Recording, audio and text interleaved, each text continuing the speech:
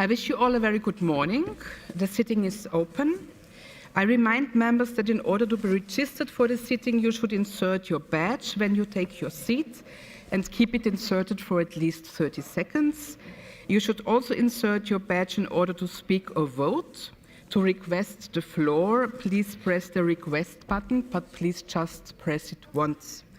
I also remind the Assembly that members who have not submitted an annual declaration of interest are required to start any intervention with an oral declaration of interest under paragraph 20 of the Code of Conduct for members of the Parliamentary Assembly. The next item of business this morning is the debate under urgent procedure on threats against the international order, a case of Greenland, the case of Greenland, document 16334, presented by Mr. Bertrand Jouy, and on behalf of the Committee on Political Affairs and Democracy. In order to finish by 11:40 a.m., I will interrupt the list of speakers at about 11:20 to allow time for the reply and the vote. I will call Mr. Bouygues, rapporteur, who has 7 minutes now and 3 minutes at the end of the debate to respond. Please, Mr. Bouygues, the floor is yours.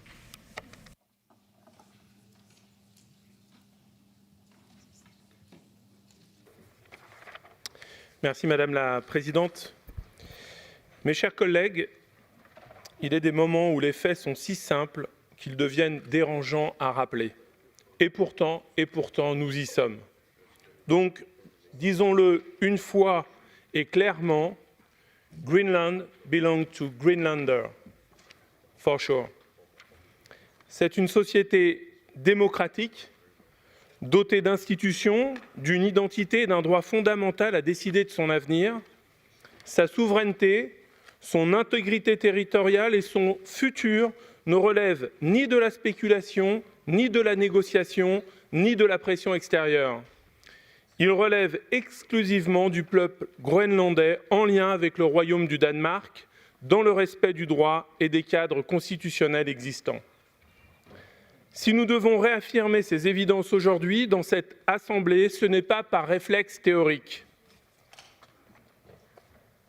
C'est parce que des menaces explicites ont été formulées par les États-Unis d'Amérique à l'encontre de la souveraineté et de l'intégrité territoriale d'un État membre du Conseil du Danemark, du Conseil de l'Europe, le Royaume du Danemark. Et ces menaces ne sont pas de simples mots. Elles traduisent une remise en cause profonde de règles que nous pensions établies.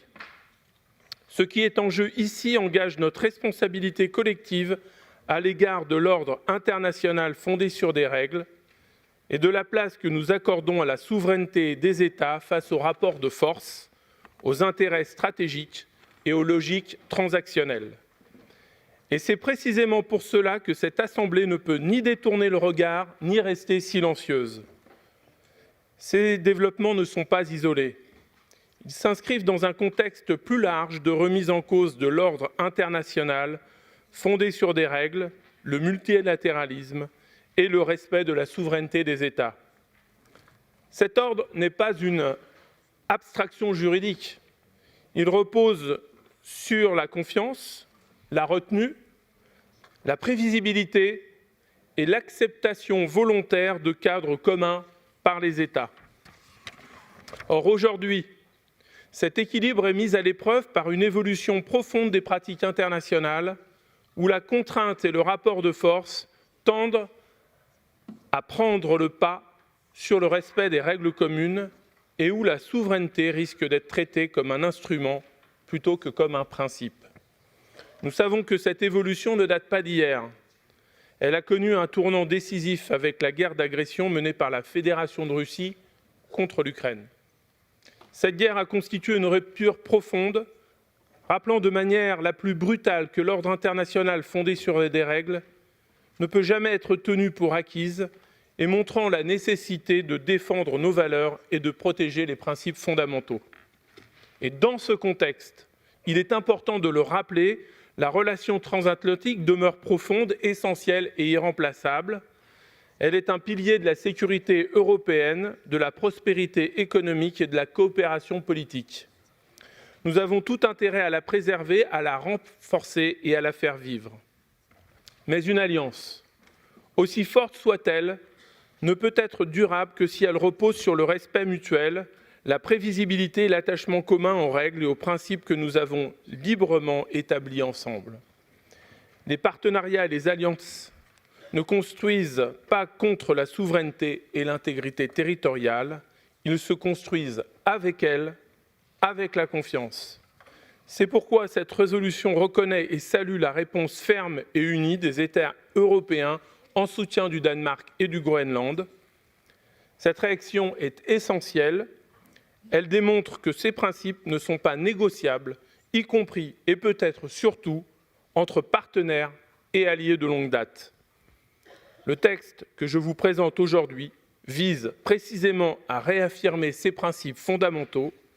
Il met également en lumière des enjeux plus larges qui nous concernent tous, la sécurité démocratique, la résilience face aux menaces hybrides, la désinformation, les pressions extérieures, en particulier dans la région arctique, devenue un espace de compétition stratégique accru.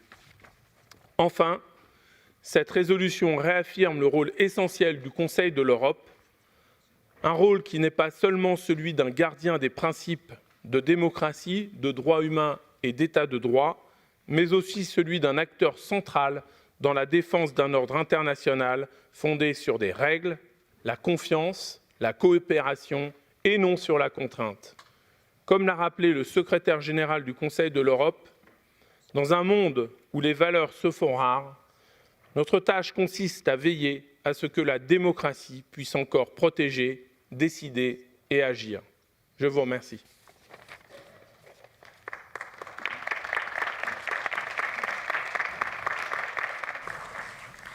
Thank you very much. With this, we come to the round of speakers on behalf of the political groups, and I first call on George Lucredes on behalf of WELL. Thank you very much, Madam President. Dear colleagues, let me start by expressing our group's full solidarity with the people of Greenland and with Denmark, a member state of this organization, whose sovereignty and territorial integrity have been openly challenged. These threats against the rules-based international order must be understood within a broader political context. The United States of America has a long and well-documented record of imperial interventions, regime change operations, and violations of international law. What marks this phase as particularly dangerous is the abandonment of any attempt to justify such actions legally or morally, and the extension of this coercive logic even towards its allies and partners. As Henry Kissinger once cynically observed, it may be dangerous to be America's enemy, but to be America's friend is fatal. Today, this warning resonates with renewed force. Greenland stands as a stark example of this reality. Our response must therefore be unambiguous. Greenland is not a strategic asset to be acquired, negotiated, or traded. In accordance with international law and the Charter of the United Nations, only the people of Greenland have the right to decide freely on their political future, without external pressure or interference. Any deviation from this principle undermines international legality and democratic legitimacy. At the same time, the very recent violent abduction of the Venezuelan President Nicolás Maduro through direct military action constitutes a grave violation of international law and the prohibition of the use of force. Simultaneously, pressure exerted on Mexico, an observer state on this assembly, and on other countries in the region, which illustrates a renewed assertion of domination based on the law of the mighty. Europe now faces a fundamental choice. History has shown that ambiguity, silence, and appeasement in the face of coercive power do not preserve peace. They normalize aggression. That is why we must never allow the law of the strongest to replace the role of law, nor accept the dismantling of a century of international legal principles. Dear colleagues, the credibility of this assembly once more depends on clarity and consistency. Sovereignty, territorial integrity, and self-determination are not negotiable, regardless of who violates them and which state suffers as a victim. As a group, we will withdraw our amendments. We did so already in the Political Affairs Committee, because what is important in our debate is all of us to express our full solidarity to the people of Denmark and Greenland. Thank you, dear colleagues.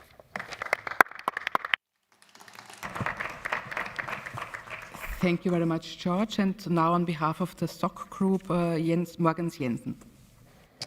Mrs. President, dear colleagues, the world-famous book about the Supergirl, Pippi Longstocking, written by the Swedish author Astrid Lindgren, Pippi says, "If you are strong, you have to be very kind."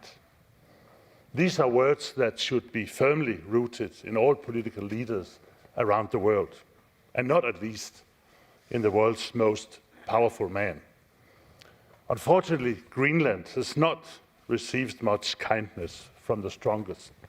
On the contrary, I would like to thank our rapporteur, Mr. Bush, and the Political Affairs Committee for a strong and clear report that provides firm support to Greenland and the Kingdom of Denmark in a very difficult situation. We all know that this is not only the case about Greenland and Denmark. It concerns the most fundamental universal principle of international law and the territorial integrity of nation states. It concerns us all. That is why the Socialists, Democrats and Greens group stands firmly behind Greenland and the Kingdom of Denmark, and behind a rules-based international order with respect for human rights, democracy, and for people's right to self-determination. And we will, of course, proudly and resolutely vote in favor of the resolution. Furthermore, I would like, on behalf of the Danish delegation, to thank you all for the broad and solid support that has come from all of you, here in the Assembly and also from the Secretary General. It means everything to the people of Greenland and to our realm community. We have no doubt that it is a strong and united Europe that has ensured the recent de-escalation of the situation. And this bears witness to how important our European community is and to what we can achieve together. But still, this is not yet over, and the only way forward to continue strengthening Europe and the European unity and cooperation, that is the way forward. I would like to thank Mr. Lokaitis and the UEL for contributing to that we have today a totally united resolution and an assembly that means a lot. And once again, I would like to thank you so much all for your strong solidarity and commitment. If you are strong, you also must be very kind. Thank you.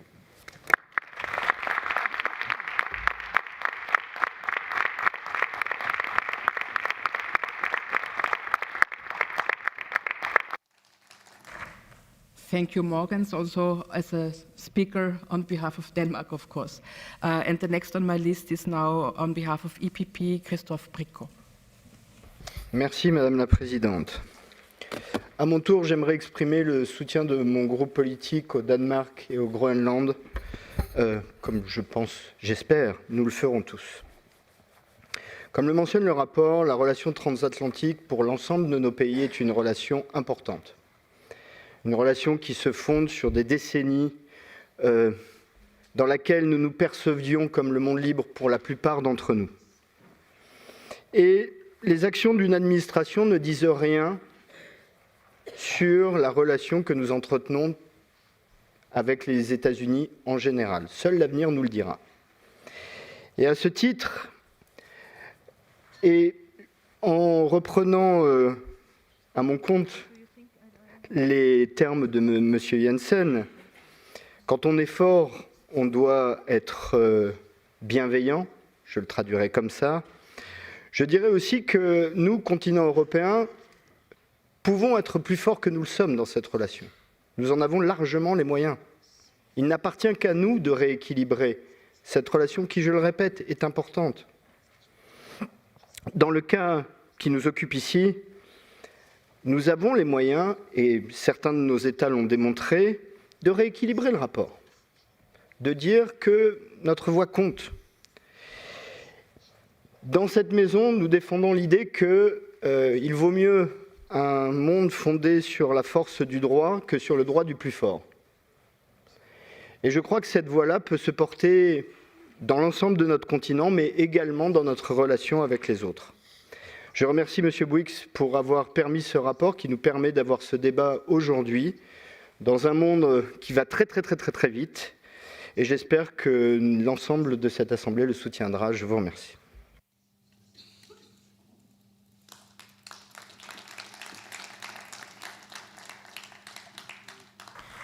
Thank you very much. And now we hear Markus Wichel on behalf of ECPA. Dear colleagues, I stand here today not only as spokesman for my political group and a member of this assembly dedicated to safeguarding democracy, human rights and the rule of law. I also stand here as a European and as a Swede, part of the Nordic family, which naturally includes our brothers and sisters in Greenland. I commend my good Danish colleague from the Socialist Group, who recently addressed this matter. The bizarre situation concerning Greenland touches me personally. I consider the United States my second home, having partially grown up there. Why would a close friend of Europe, of our ideals and values, suddenly threaten us in this way? I'm sorry, dear colleagues, I just simply don't understand this. Friends, I speak on behalf of unity, respect, and the shared strength on the basis of truth and the facts before us. Picture a breathtaking landscape of towering icebergs, deep fjords, and a people who have called the Arctic home for generations. This is Greenland, not a territory to seize, but the shared homeland of about 57,000 resilient inhabitants. Let us turn to the facts. At the heart of this matter is a 1951 defense agreement between the United States and Denmark, signed on April 27th in Copenhagen. Born from Cold War challenges, it grants essential military access in Greenland for our collective security, fully aligned with NATO, and the pact was updated in 2004. The base at Pudifik is a cornerstone. It provides missile early warning, space surveillance, and deterrence against threats from actors like Russia and China. American forces operate freely to protect Greenland and the North Atlantic, while Greenland's autonomy remains fully intact. Why jeopardize this balanced arrangement? Any move toward occupation would violate core UN principles and fracture NATO unity. Recall how Denmark invoked Article 5 after 9/11 and stood shoulder to shoulder with the United States. The people of Greenland deserve to shape their own future, free from coercion. The 1951 agreement has delivered security through dialogue and mutual benefit, joint investments in infrastructure, research, and sustainable progress. Friends, let us reject outdated expansionist ideas and reaffirm our shared commitment to solidarity. Greenland thrives in freedom. We all gain strength through true alliances, not acquisition. Every political group in this assembly has endorsed the Danish delegation's statement in support of Greenland. That unity makes it a powerful message indeed. We stand behind our fundamental values and firmly behind the people of Greenland. Thank you.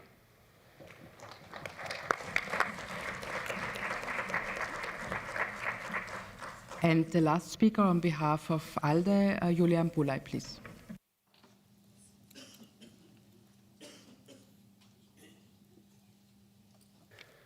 Thank you, Madam President. Greenland is Denmark. Greenland is Europe. This is the clear choice of the people of Greenland. I salute the fact that we're holding this debate today. It is a sign of solidarity, but also a sign of recognition that we, national parliamentarians, take the situation seriously. We take security in the North seriously. We take cooperation with allies seriously. And we take the state of the world order very seriously. I salute the declaration prepared by our Danish delegation led by Mr. Mogens Jensen. I salute the solidarity of those who signed it. My group signed it. I welcome the report prepared by you, dear Mr. Bertrand Buix. Thank you for doing this important work. Thank you for doing it with cool head and for sticking to the values of multilateralism and international system based on rules, predictability, and cooperation, rather than crude power. Unpredictability is much more costly, risky, and dangerous in the long term than a well-functioning multilateral system. We subscribe to the calls of the rapporteur, who underlines that international relations grounded in trust and respect for agreed rules are the foundation of stability, collective security, and prosperity, and that the use of economic, political, and security dependencies as instruments of cohesion risks eroding trust and destabilizing the international order.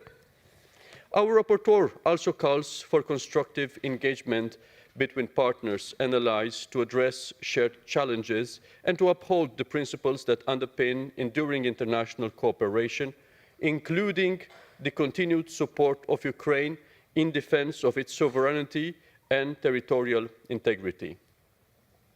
The situation is evolving and new elements emerge every day. We read about it every day. We regret all the misinformation and inaccurate information that is being circulated on the status quo. Let us be vigilant and attentive to undue interference and manipulation on this topic. Dear colleagues, we take the situation very seriously, but let's turn the turbulent period into an opportunity to be more united on the basis of our values. Let's stop embellishing reality in order to it be credible. Let's increase cooperation, and in this environment, let's abandon illusion, but not our souls. And, Mogens, you put it so beautifully, if you are strong, you must be very kind. Thank you.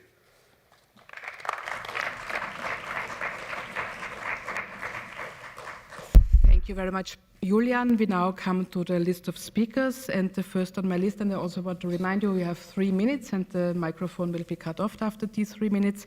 And the first one is Mette Reismann. Thank you, Madam President, ladies and gentlemen, dear colleagues. I stand here today as a member of the Danish delegation with the deep gratitude to you, our European friends, and I want to thank you for your clear, principled, and unwavering support during a very difficult time for the people of Greenland and for the Kingdom of Denmark. Your support truly matters and warms our hearts. When the sovereignty of Greenland was called into question, when words were spoken that suggested a people and a land could be claimed, taken, or traded, your response mattered more than you may ever fully know. You did not hesitate. You did not look away. You did not remain silent. Instead, you stood up for Greenland, for Denmark, and for the principles that define Europe at its best. I want to thank you for this support. And let me be clear. The Kingdom of Denmark rejects any form of threat or rhetoric of foreign takeover. Greenland is not an object. Greenland is not for sale. Greenland is not a strategic asset to be claimed. Greenland is a people, a land, and a democracy, and an integral part of the Kingdom of Denmark. It is home to a people with their own language, culture, history, and democratic voice. Greenland belongs to the people, and it is for Greenland and the Kingdom of Denmark, and them only, to decide on matters concerning Greenland and the Kingdom of Denmark.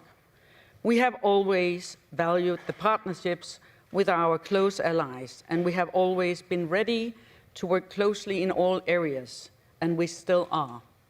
But respect between partners and friends must be the foundation. Security in the Arctic must be achieved collectively and by upholding the principles of the UN Charter, including sovereignty, territorial integrity, and the inviolability of borders.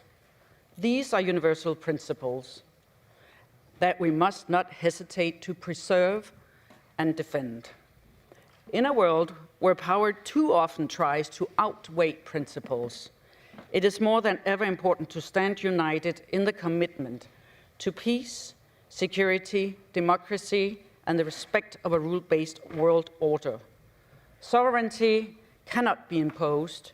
Borders cannot be redrawn by rhetoric or threats. That is why the Council of Europe exists. That is why democracy sounds like when it speaks with courage. Thank you for reminding us that Europe is not just a continent, it is a community of values. We will remember the solidarity. Thank you.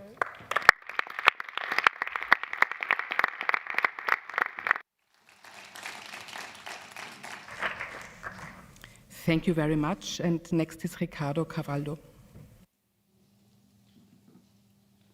Thank you very much, Madam Chair, dear colleagues. What we are discussing today is not only Greenland, it is something far more fundamental. The defense of the rules-based international order, respect for state sovereignty, and the clear rejection of any logical base on force or territorial transaction. Portugal's position, shared by our government and by my party PSD, is unequivocal. Sovereignty and territorial integrity are not negotiable. Not under political pressure, not for strategic interests, not even for among allies. Greenland is an integral part of the Kingdom of Denmark with a broad status of autonomy, fully recognized under international law. Any decision regarding its future belongs exclusively to the people of Greenland and the people of Denmark, in full respect of their constitutional and legal frameworks. Anything else is unacceptable. Recent history has shown us, in the most tragic way, where the relativization of this principle leads. Russia's aggression against Ukraine is the clearest example that holding the politics of force or fates accomplice undermines collective security. The transatlantic relationship is essential for Europe and also for Portugal, but it can only remain strong if it's based on trust, predictability, and respect for the commonly agreed rules. Alliances are not built through threats. Portugal will continue to stand for multilateralism, for the role of international organizations, for security in the Arctic, and for the democratic resilience against hybrid threats and disinformation. Because defending international law today is how we guarantee peace, stability, and freedom tomorrow. Thank you very much.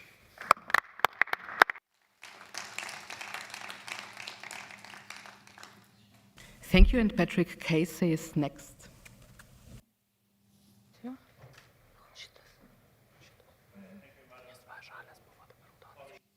The tension emerging around Greenland are not an isolated development.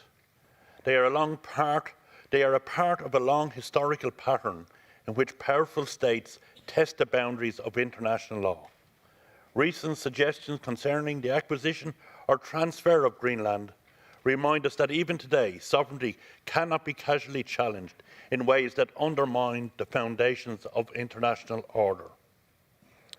Ireland is acutely sensitive to these dynamics. Our own history is shared by struggles against external controls and by the long pursuit of the right of self-determination.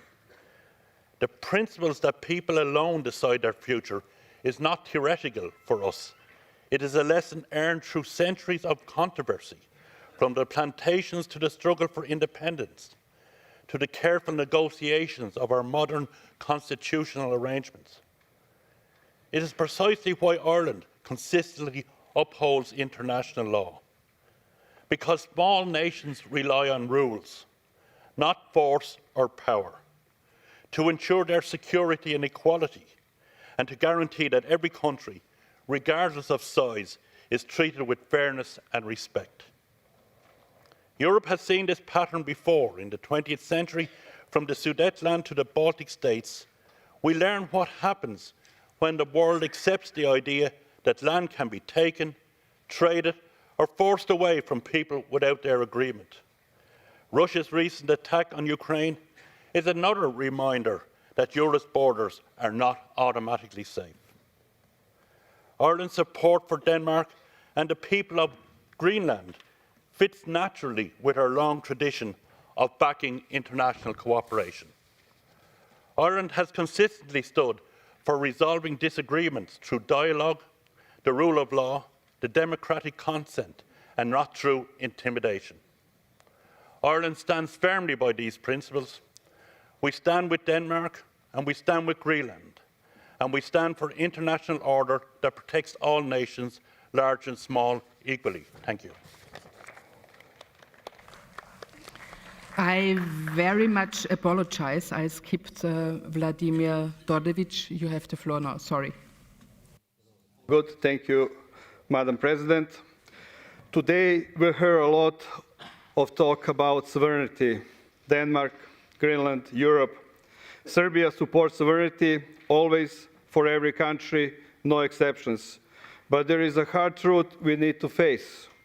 Many countries that today defend Denmark's sovereignty, including Denmark itself, were among the first to recognize the unilateral independence of Kosovo. By doing that, they broke the sovereignty of Serbia, a UN member state. What Denmark is facing today is not new. It is the same message Serbia heard years ago: when you are weak, your sovereignty does not matter. Denmark did this to Serbia. Now the same logic is being used against Denmark by stronger power. When Russia attacked Ukraine, President Putin pointed to Kosovo and said, "You open this door." But international law does not work that way. There are no precedents. There is one rule. Either sovereignty applies to everyone or it applies to no one.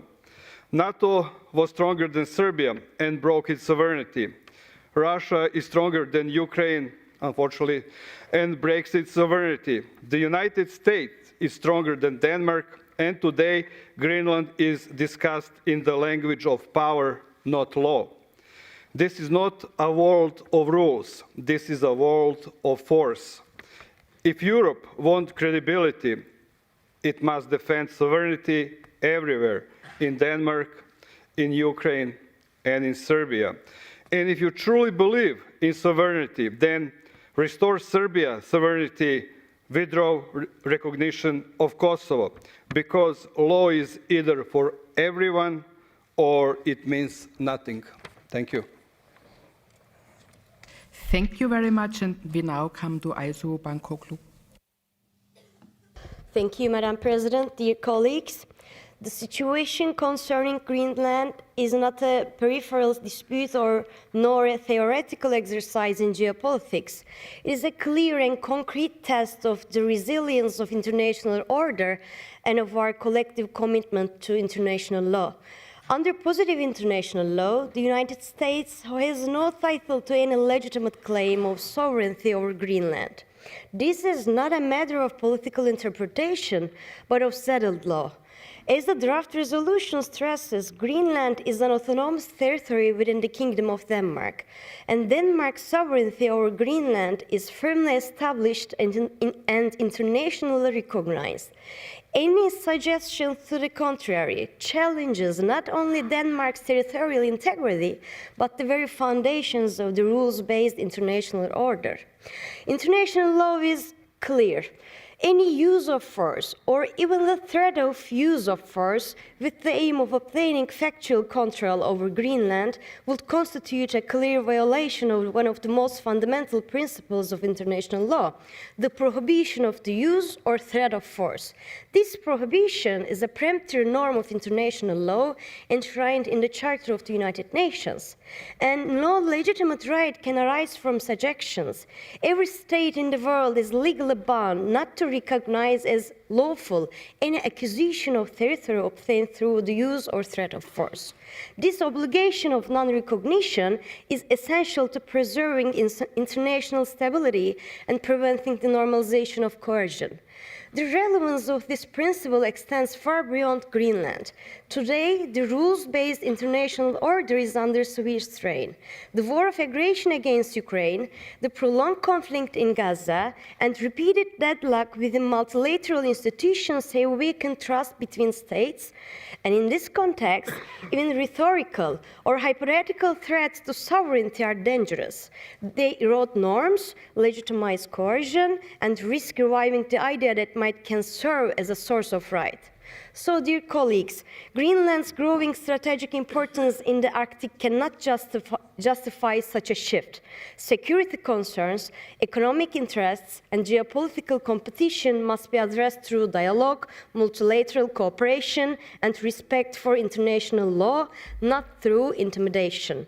Thank you, and Madam President, I would like to also congratulate you. It's remarkable to see you here. We have worked side by side in many meetings and fight for our shared values. I'm sure your expertise in human rights and the gender equality will lead you an outstanding presidency. Thank you.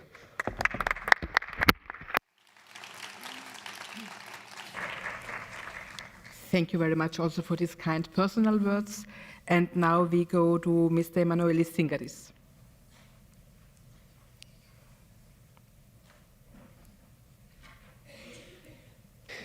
Ja, liebe Kollegen, ich möchte auch meine Wörter an Petra Bayer anzuschieben und sagen, dass ich hier alleine,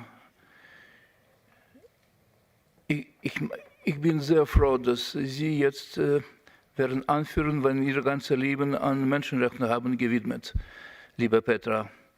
Von meiner Guckwinkel, unser Europarat hat alle Konventionen, welche sind noch auch gültig für Greenland, integriert. Greenland ist unsere Schirmherrschaft von unserer, alles, was wir haben hier geschafft in den letzten 80 Jahren, 75 Jahren, glaube ich.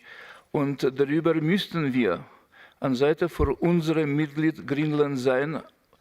Ich bin sehr froh, dass die königliche Familie von Dänemark haben ihren Besuch heute ins Litauen, weil wir erinnern ganz genau, Frau Reismann, liebe Jensen, dass Dänemark hat in sowjetische Zeiten und diese sowjetische Unterdrückungszeiten, kommunistische Unterdrückungszeiten, auf unserer Seite gewesen, zusammen mit Island, und hat uns anerkannt, dass baltische Staaten waren niemals bei den Sowjeten besetzt. Heute müssen wir betonen, dass wir sind alle mit dieser Resolution, wir sind an Ihrer Seite, liebe dänische Kollegen, aber auch auf die Seiten von den Amerikanern. Aber die meisten Amerikaner haben Nein gesagt. Die meisten Amerikaner sind gegen diese aggressive Wortschatz. Wenn Sie sehen, die letzten Polls in den Vereinigten Staaten.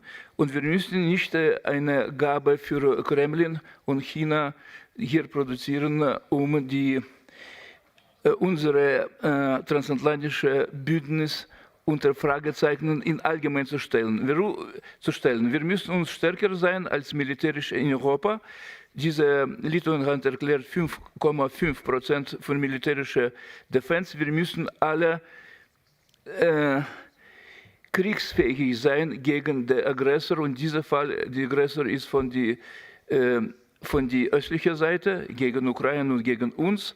Und dann müssen wir verstehen, dass NATO ist 80% von dem Militär von Vereinigten Staaten sind. Ich meine, dass wir sind alle für Dänemark, alle für Greenland. Aber wir müssen uns anstrengen, nicht die transatlantische Bündnis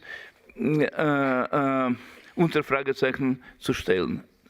Und sowieso möchte ich heraussagen, dass wir müssen alle heute zu tun, um diese Resolution, fantastische Resolution zu unterstützen. Danke. Herzlichen Dank. Nächster ist Armen Gevorkian. Thank you. Dear colleagues, over the past year, many moral, legal, and political constraints have been lifted, making the language of mega strategies and the logic of backyard policies obvious. For many countries that cannot afford mega strategies, the primary challenge is the preservation of state sovereignty and national independence. The importance of norms and rules emphasized in the resolution and their open disregard by states that are not members of our organization make it necessary to reassess the adequacy of our geopolitical positioning. This could be based on the following approaches. First, we must act without excessive romanticism and with utmost pragmatism. Second, we must recognize that the major actors increasingly demand loyalty and zones rather than equal partnerships. Third, we will survive only if we will develop internal resilience and the ability to transform geography from a risk into a resource. This requires internal harmony of development and social cohesion. Fourth, national security cannot be built only on the expectations that international law will protect us. Law should be used as an additional instrument, but deterrence and the resilience must be built within the country without destroying existing opportunities. And last, fifth, this organization must contribute to member states' internal resilience, honestly pointing out the risk of democratic backsliding, institutional erosion, and failures of the rule of law. Thank you very much.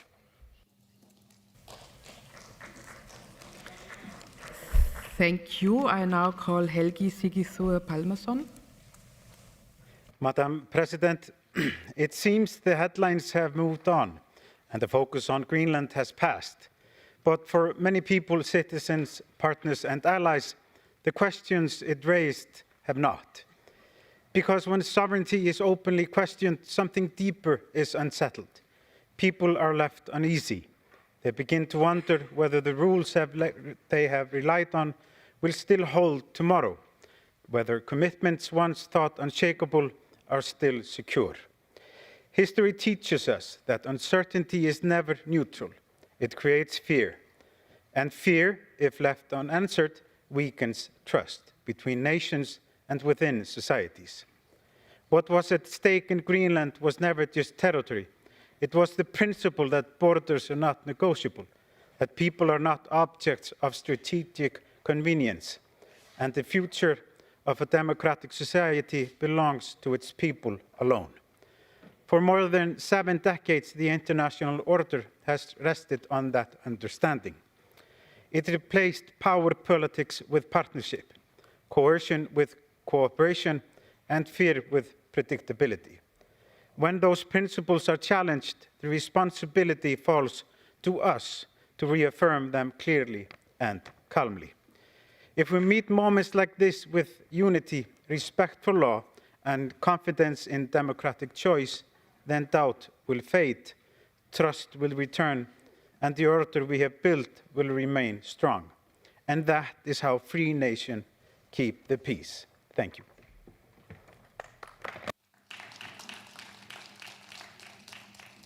Thank you, and now I call Andrea Eder-Kitzstahler. Sehr geehrte Frau Präsidentin, sehr geehrte Kolleginnen und Kollegen!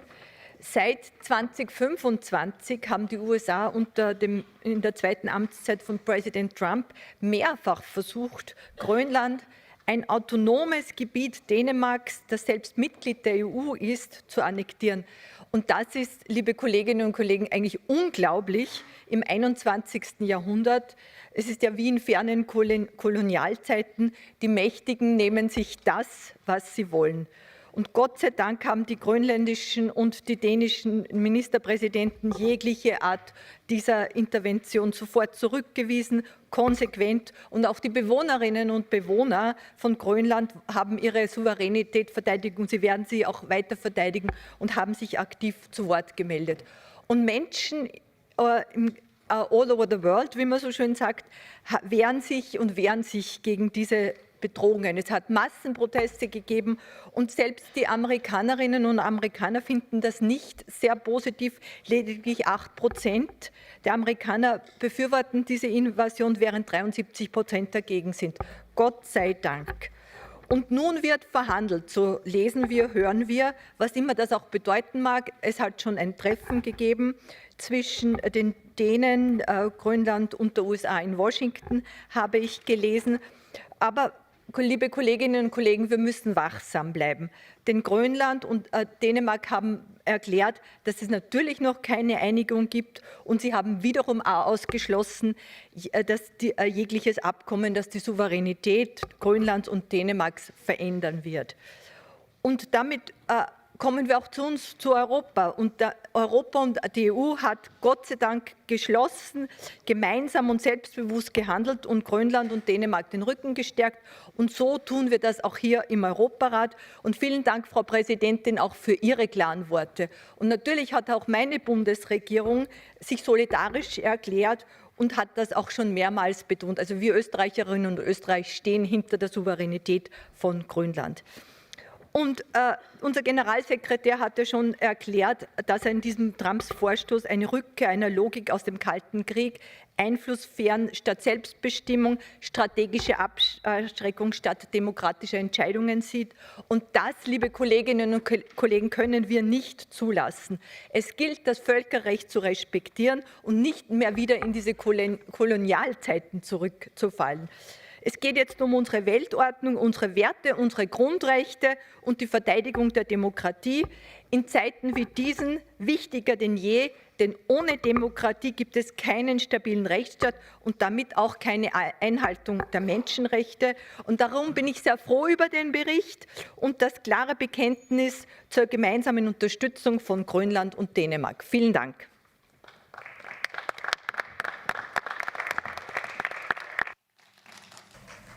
Thank you, and now over to Benoît Lutgen. Madame la Présidente, chers collègues, la loi du plus fort ne peut jamais l'emporter sur le droit des plus faibles. Jamais. Les peut-être, et je dis bien peut-être plus forts, nos libérateurs d'avant-hier, pour lesquels j'ai une reconnaissance éternelle, partenaires fiables jusqu'il y a peu, ne peuvent se comporter comme des ennemis en s'attaquant à l'intégrité territoriale d'un des nôtres. Chers collègues, je suis un fervent défenseur des relations transatlantiques, à la condition absolue que ces relations se déroulent dans le seul cadre de paix et de sécurité possible, celui du droit international, celui du respect. Les menaces, chantages ou autres intimidations du président Trump à notre égard sont absolument insupportables. Ces insultes à l'égard de l'Europe le sont tout autant. Notre soutien à l'égard du peuple du Groenland doit être absolu, indéfectible. Je salue la réaction enfin, je dis bien enfin, suffisamment forte de l'Europe. L'unité européenne est essentielle face à ces dérives répétées. Non, le Groenland n'est pas à vendre, ni à conquérir. L'immense majorité des Américains ne souhaite d'ailleurs ni l'acheter, ni l'envahir. Et c'est heureux. C'est une belle réaction de la part de nos amis américains, qui a d'ailleurs peut-être apporté une forme de frein à ces dérives musclées. Notre soutien à l'égard du Royaume du Danemark et du peuple du Groenland doit être absolu et indéfectible. Grand merci à notre collègue Wix pour la qualité de son travail. Chers collègues, au chantage, aux intimidations, aux menaces, aux démonstrations musclées, la meilleure réponse, chers collègues, est l'expression de notre force, dans le calme, avec la fermeté nécessaire et dans la totale et absolue unité. Notre force, c'est d'être du côté du droit international. Et croyez-le bien, chers collègues, le droit international vivra plus longtemps que Donald Trump. Je vous remercie.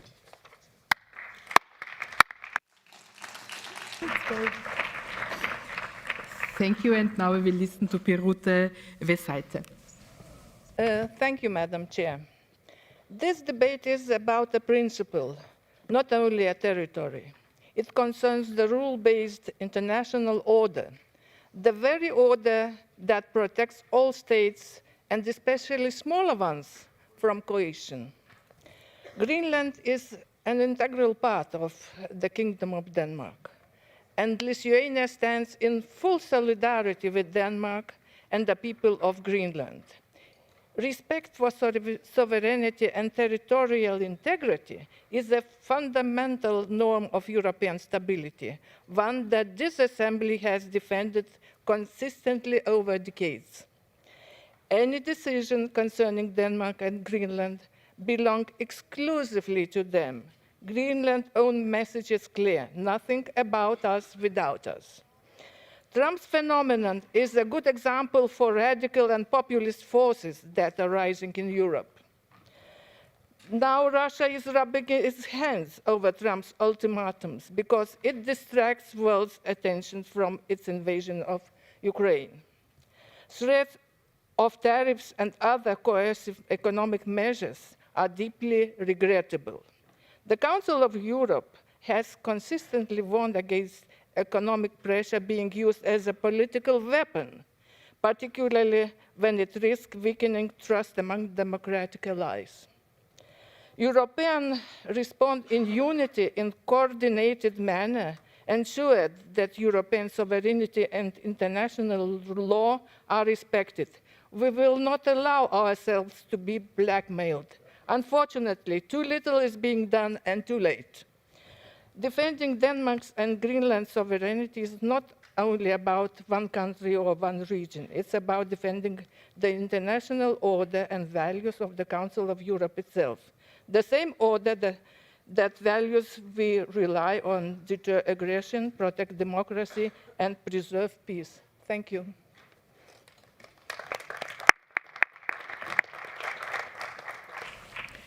Thank you very much. And now over to Garrett Ahern.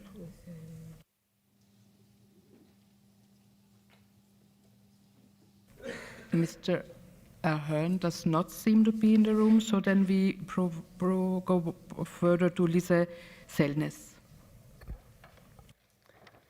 President, colleagues, the world order is shifting before our eyes. Since we met here in October, the threat to the rule-based order, to the rule of law, has become more evident. Growing up in the optimism of the 1990s, looking across the Atlantic to a partner and ally for inspiration and support, the past few weeks have been deeply disturbing. Threats against another sovereignty state territory is simply not acceptable. For an ally to threaten another ally and close partner is utterly shocking. The support from Norway across the political spectrum has been strong.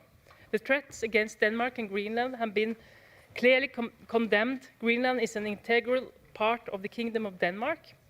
Norway supports the sovereignty and territorial integrity of the Kingdom of Denmark. Thank you to our rapporteur for a very good draft resolution. Paragraph 14.2 carries the essence of what we must stand up for and unite in. International relations grounded in trust and respect for agreed rules are the foundation of stability, collective security, and prosperity. As Mogens Jensen so aptly recalled, if you are very strong, you must also be very kind. I offer this as a warm greeting to the Danish delegation and as a reminder that allies are not assets and homes are not for sale. President, as the world is in rapid change, parliamentary diplomacy is more important than ever. I therefore commend this timely debate and the joint statement from delegations and party groups here in our Assembly stating the obvious. Matters concerning Denmark and Greenland are for Denmark and Greenland to decide alone. Thank you.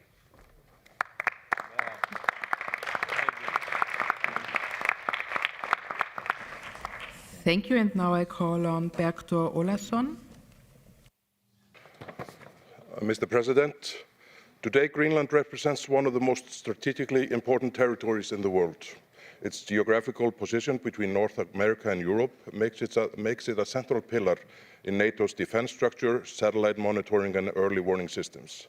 This is not a matter of opinion, but a long-standing strategic reality that has shaped Western defense policy for decades. The United States has maintained a military presence in Greenland since the Second World War, with the consent of Denmark and in accordance with the international agreements. This is neither new nor controversial. It is a core element of the collective defense architecture of the Western Alliance, not an expression of unilateral dominance. As Mr. Sigmundur Davíð Gunnlaugsson, former Prime Minister of Iceland, rightly argued some time ago, the idea that the United States would invade Greenland is a political fiction. For that reason, we should all try to stay calm. The United States does not require an invasion. It is already present legally through alliance structures and long-standing arrangements. Therefore, a military takeover would serve no strategic purpose and would only undermine the very alliances that secure Western interests in the region. The real issue is whether the West maintains a credible and sufficient presence in the Arctic at a time when Russia and China are steadily expanding their strategic footprint in the area. In this context, recent political developments, particularly actions and statements by the US President, have had a very real effect. They have placed Greenland firmly at the center of global strategic attention and elevated its international position. Greenland today is no longer a silent northern outskirt, but a key actor in great power geopolitics. Most importantly, a fundamental shift has occurred. For the first time in history, it is now universally understood that no major decision regarding Greenland can be taken without the explicit will of the Greenlandic people themselves. Neither Denmark, the United States, nor NATO can any longer operate on the assumption of passive consent. Greenland has become a genuine political stakeholder in its own future. From a different defense perspective, the conclusion is clear. Security in the Arctic is built on cooperation, stability, and credible deterrence, not on territorial ambitions or symbolic gestures. Greenland is already an important part of the Western security system with the participation and consent of its people. And that position is today stronger, clearer, and more strategically grounded than ever before.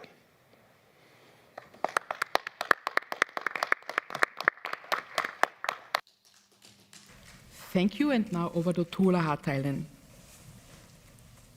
Madam President, dear colleagues, I'd like to thank Mr. Bui for this balanced and well-constructed report.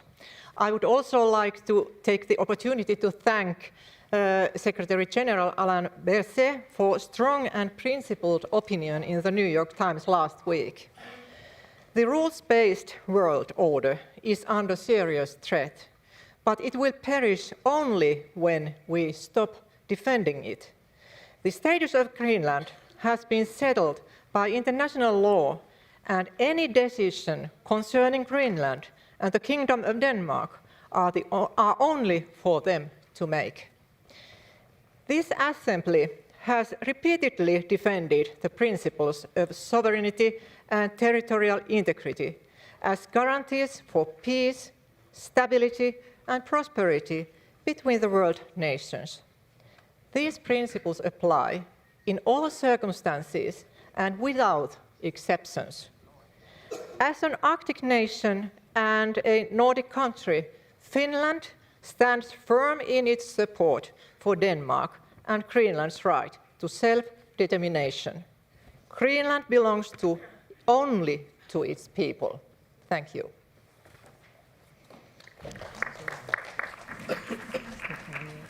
Thank you, and the next on my list is Sam Rushworth. Thank you, and thank you to those who've given excellent speeches so far.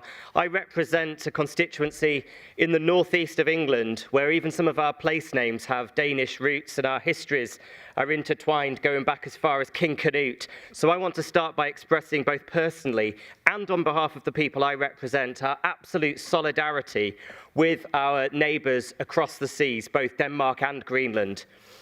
As we, a community of friendly European nations, stand together, we have shared values and a shared commitment to human rights, democracy, and the rules-based international order. But we're going to have to stand firmer and closer together in the years ahead, because the world is changing at an alarming pace. We're living through the start of a new era of realism, an era in which the weak are scapegoated and the powerful are exalted, in which the old alliances can no longer be relied upon. And universal human rights are being subordinated to the idea that might makes right. By standing firm together, the threats against our neighbours in Greenland seems to have reduced for now. But the underlying belief system that a powerful state can simply take territory, whether that's for defence, for minerals, or simply for the ego of its leaders, is still all around us. We must also guard against the enemy within. Because across the free world, not just in the United States, but here in Europe too, the erosion of our democratic values is not happening at the end of a gun, but at the tip of a pen. The pen that casts a vote or signs an executive order.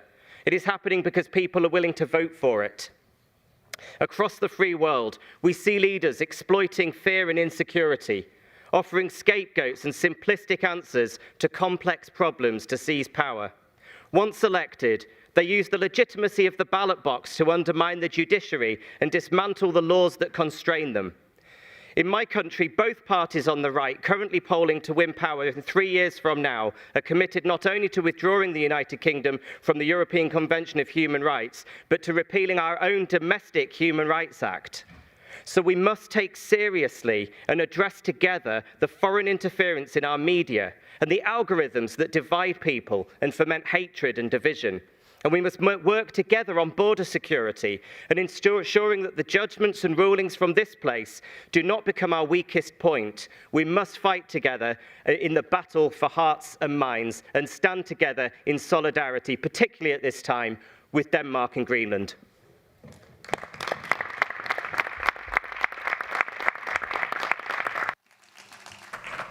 Thank you, and now I give the floor to Christophe Lacroix. Merci beaucoup, Madame la Présidente.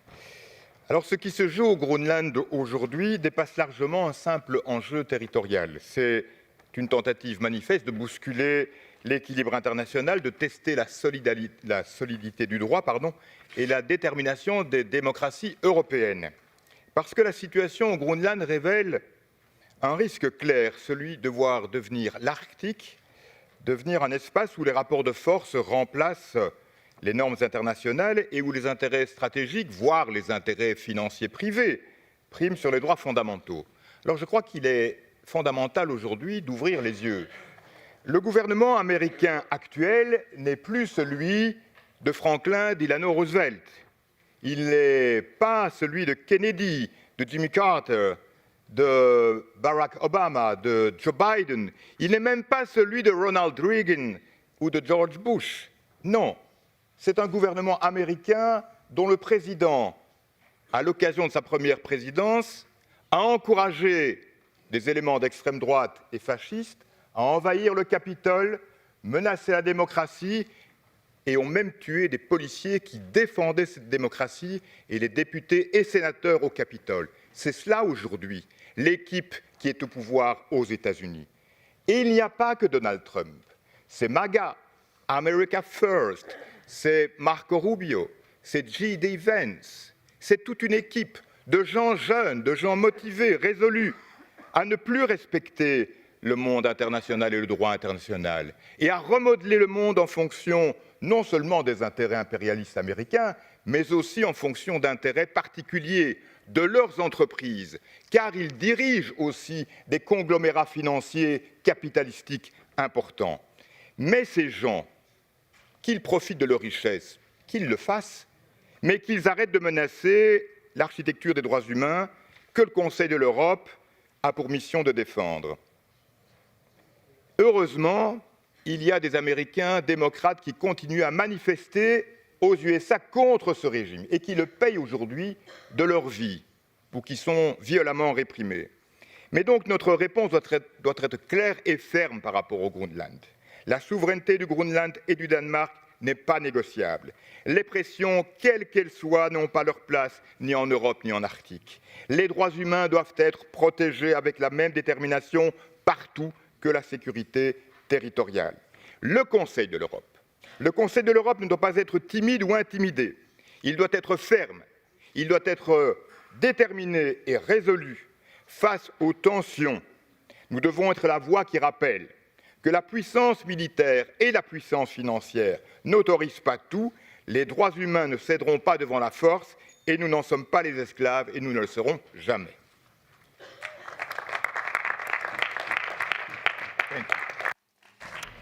Thank you very much for this debate. I must now interrupt the list of speakers. The speeches of members on the speaking list who have been present during the debate but have not been able to speak may be given to the table office for publication in the official reports. Speeches must not exceed 400 words. I remind colleagues that the typewritten text can be submitted electronically, if possible, no later than 4 hours after the list of speakers is interrupted.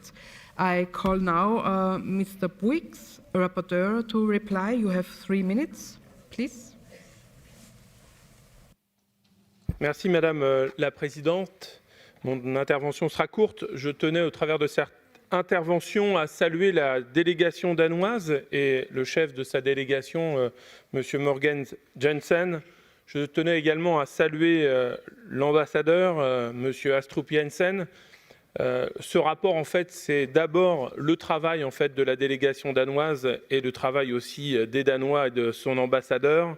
Je tenais également à remercier Monsieur Loukaides et tout son groupe pour avoir aussi retiré en fait, ces amendements et permis finalement l'aboutissement d'un rapport dans son épure initiale. Remercier en fait tous les participants aujourd'hui et la large unanimité et soutien à ce rapport pour respecter la souveraineté du Danemark, pour respecter la volonté des peuples danois et groenlandais, pour respecter et affirmer aussi la sécurité dans l'Arctique, un engagement politique fort. Rappeler enfin, ici, au cœur du Conseil de l'Europe, que nous sommes tous attachés à défendre l'état de droit, la démocratie et les droits de l'homme. Dans cette situation, le Conseil de l'Europe, et vous avez été nombreux à le rappeler, va devoir prendre aussi de l'épaisseur et de la visibilité pour être capable de communiquer plus largement ses positions politiques, diplomatiques et l'ensemble de ses propositions. Je pense que c'est essentiel.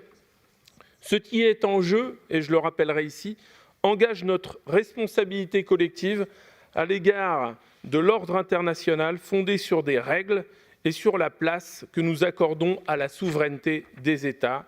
Nous savons tous ici que nous sommes sur une ligne de front pour défendre cet ordre international et pour retrouver et inspirer la confiance, la coopération et non la contrainte et la brutalité.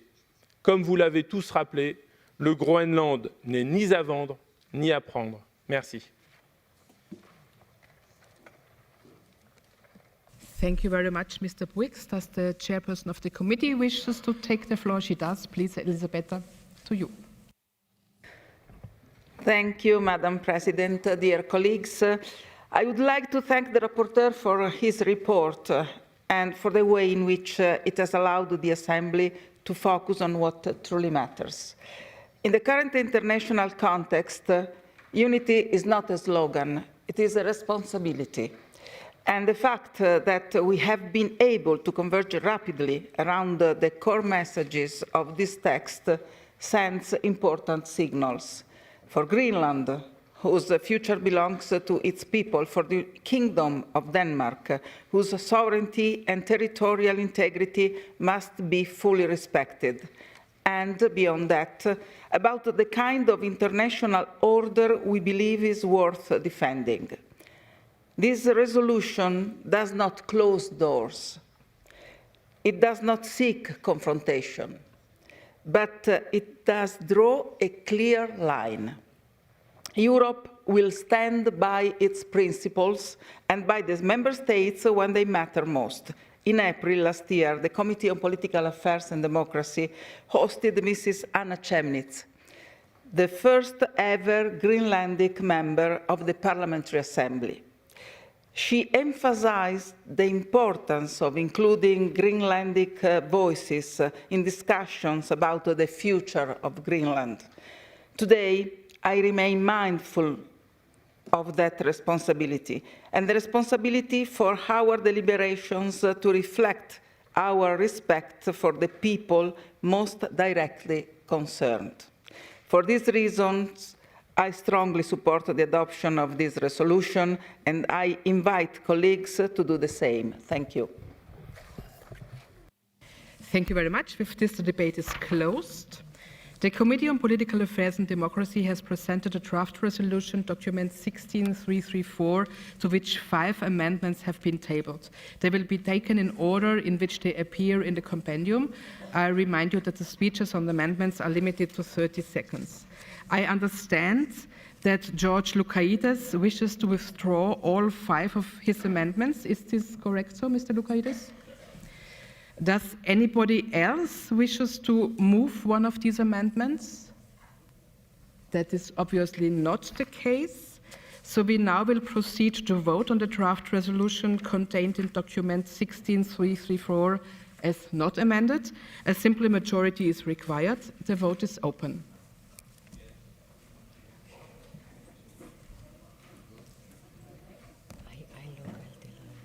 I need a speaking list for the next debate. The vote is closed. May I ask you to display the results? So the resolution is unanimously adopted. Thank you very much.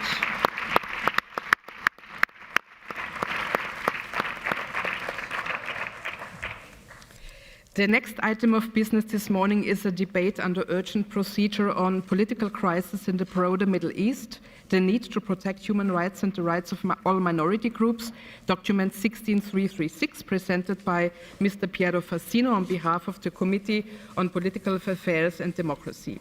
In order to finish by 12:55, I will interrupt the list of speakers at about 12:45 to allow time for reply and to vote. I call Mr. Piero Fassino. We will need a minute until everything is... Piero.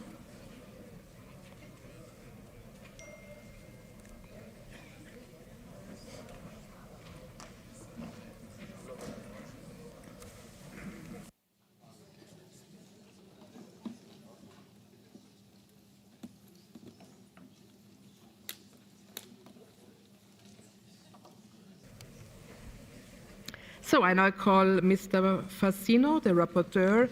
You have 7 minutes now and 3 minutes at the end of the debate to reply. Please, Piero.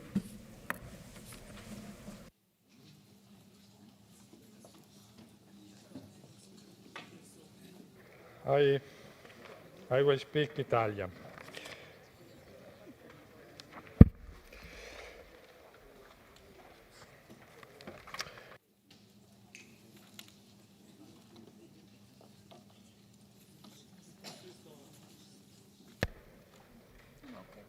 Il conflitto israelo-palestinese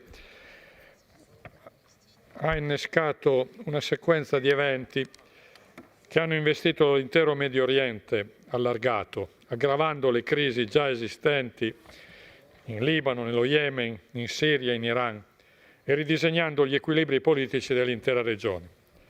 Al centro vi è naturalmente il conflitto israelo-palestinese. Il massacro perpetrato da Hamas il 7 ottobre e la successiva feroce guerra di Gaza hanno insegnato profondamente la vita di milioni di israeliani e palestinesi. Oggi siamo di fronte a una fragile tregua che con fatica si cerca di trasformare nell'avvio di un percorso di stabilizzazione che apra la strada alla pace. Il disarmo di Hamas, la rimozione ad ogni ostacolo all'inoltro degli aiuti umanitari, l'assunzione della gestione di Gaza da parte di un comitato di palestinesi indipendenti, la definizione di un piano di ricostruzione dotato di adeguate risorse finanziarie, sono questi passaggi essenziali che vanno compiuti per dare sostanza alla cosiddetta fase 2 del piano Trump. Contemporaneamente si aggrava ogni giorno di più la condizione della Cisgiordania, sottoposta alle violenze degli estremisti coloni, con l'evidente complicità di settori del governo israeliano. Chiediamo al governo israeliano una ferma azione di contrasto alle violenze dei coloni, il blocco di nuovi insediamenti e la tutela dei diritti degli abitanti palestinesi della Cisgiordania. così come chiediamo la rimozione degli ostacoli che impediscono all'autorità nazionale palestinese di esercitare i poteri conferiti con accordi sottoscritti anche da Israele. Ancora una volta da questa Assemblea ribadiamo che non vi sarà pace in Medio Oriente se non si realizzerà una soluzione fondata sul riconoscimento dei diritti di entrambi i popoli e in tale contesto della piena autodeterminazione del popolo palestinese e della nascita dello Stato di Palestina. Un obiettivo sostenuto con convinzione anche dalla nostra Assemblea in un rapporto di dialogo con la Knesset e il Consiglio nazionale palestinese. Ma oggi in questa discussione vogliamo richiamare l'attenzione della nostra Assemblea e dei nostri Stati membri agli eventi che hanno investito l'Iran, la Siria e l'Iran. La comunità internazionale ha salutato con soddisfazione la caduta del regime sanguinario di Assad, che ha oppresso per anni il popolo siriano con una repressione che ha provocato migliaia e migliaia di vittime innocenti. E la comunità internazionale ha fatto aperture di credito al nuovo governo guidato da al-Jolani Ahmed al-Shara, quali la riapertura di relazioni diplomatiche e la sospensione delle sanzioni.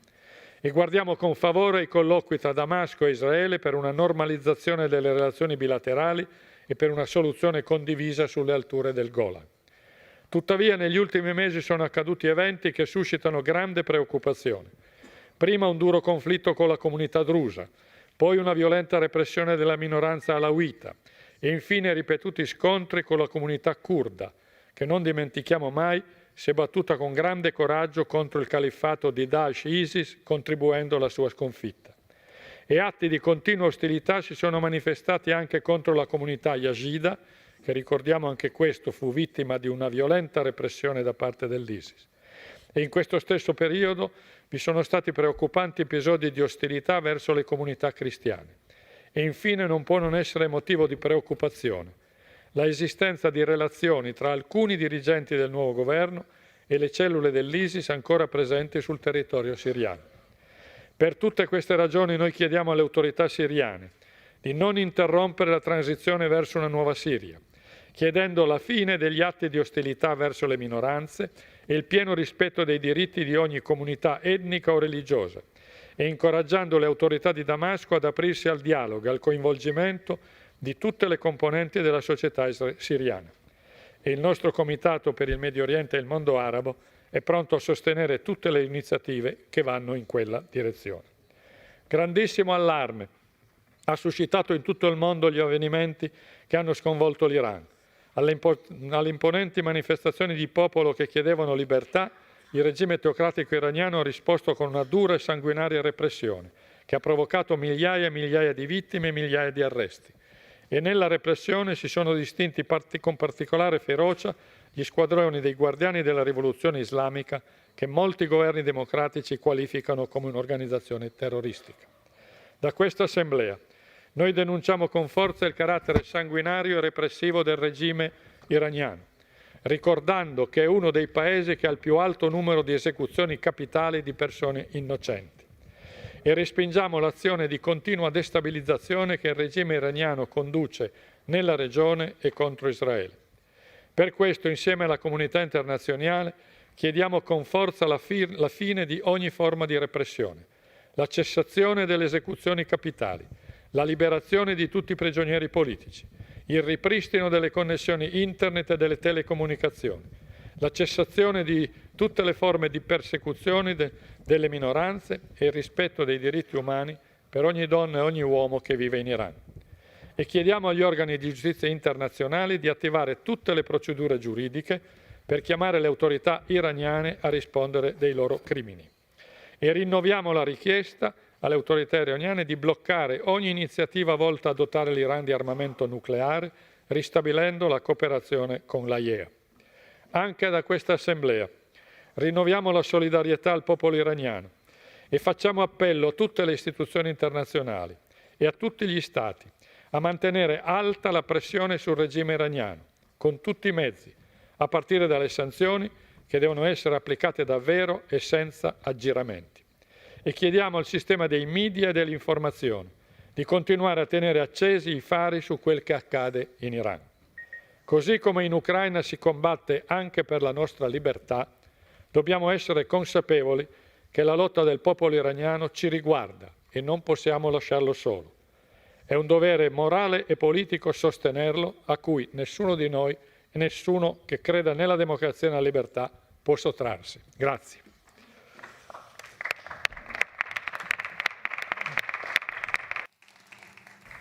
Thank you very much, Rapporteur. I now call on behalf of the SOC group, Mrs. Azadeh-Rohan.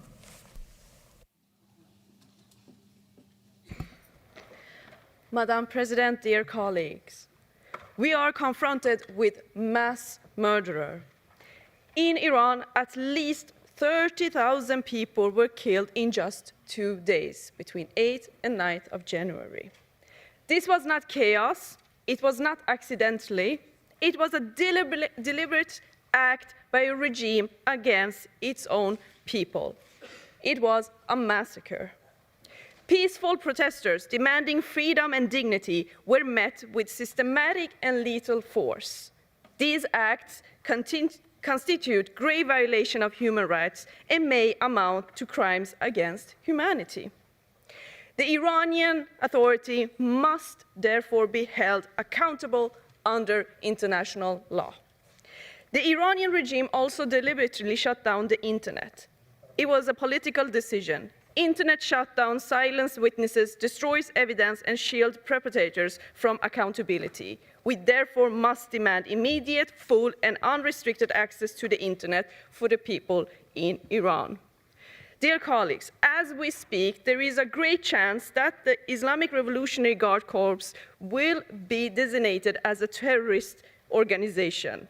With France, Italy, and Spain now in favor, the decision can be taken in the European Council in any moment. This decision is of great importance and a big defeat for the Islamic regime. But dear colleagues, this pattern of violence and impunity extends beyond Iran. In Syria, the recent escalation of violence is deeply alarming. Attacks by government-controlled Syrian forces against Kurdish populations, Kurdish areas, and Syria's ethnic and religious minorities, including Christian minorities, must stop. An immediate ceasefire is required, and political dialogue on Syria's future must be resumed. The Kurdish forces carried a decisive burden in the fight against terrorism and made enormous sacrifices to protect not only their own communities, but international security as a whole. They now deserve protection, not attacks. An immediate ceasefire is required, and political dialogue on Syria's future must resume. From Iran to Syria, the message must be unmistakable. Mass murder, extreme violence, and impunity will not be accepted. Silence is not neutrality, it is indifference. We must be the voice of the freedom-seeking people in Iran and Syria. Thank you.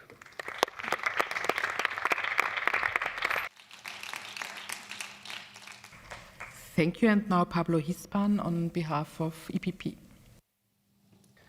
Thank you, Madam Chair.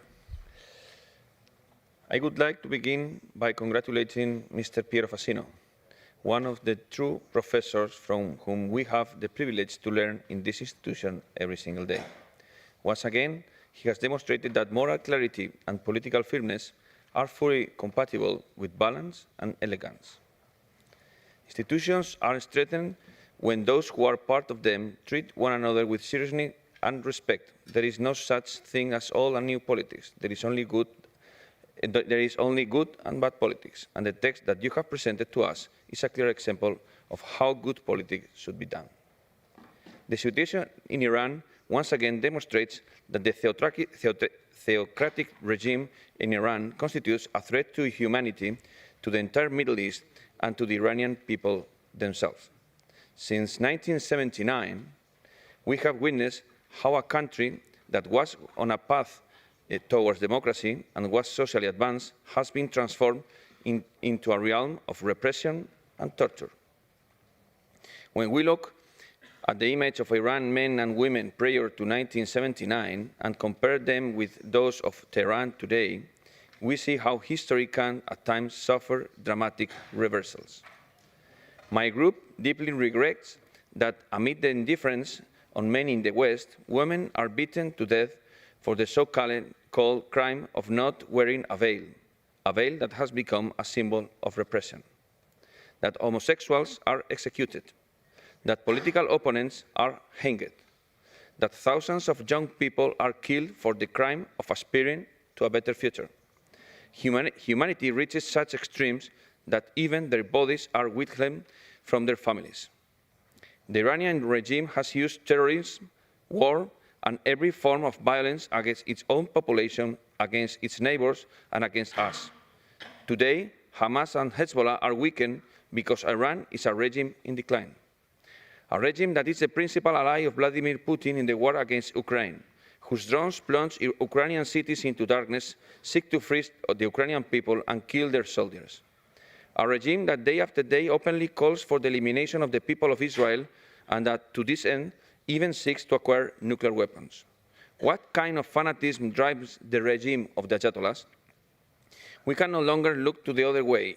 Iran, together with Russia, represent one of the greatest threats facing humanity, and it's imperative that this assembly raise its voice and denounce it. In Syria, the regime allied with Iran and Putin has fallen.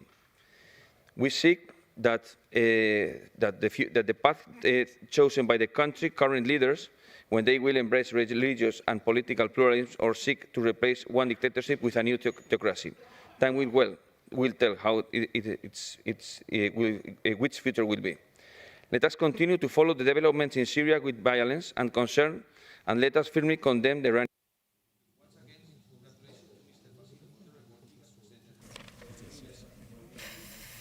Thank you very much, Pablo. We now come to Pavel Jablonski on behalf of ECPA.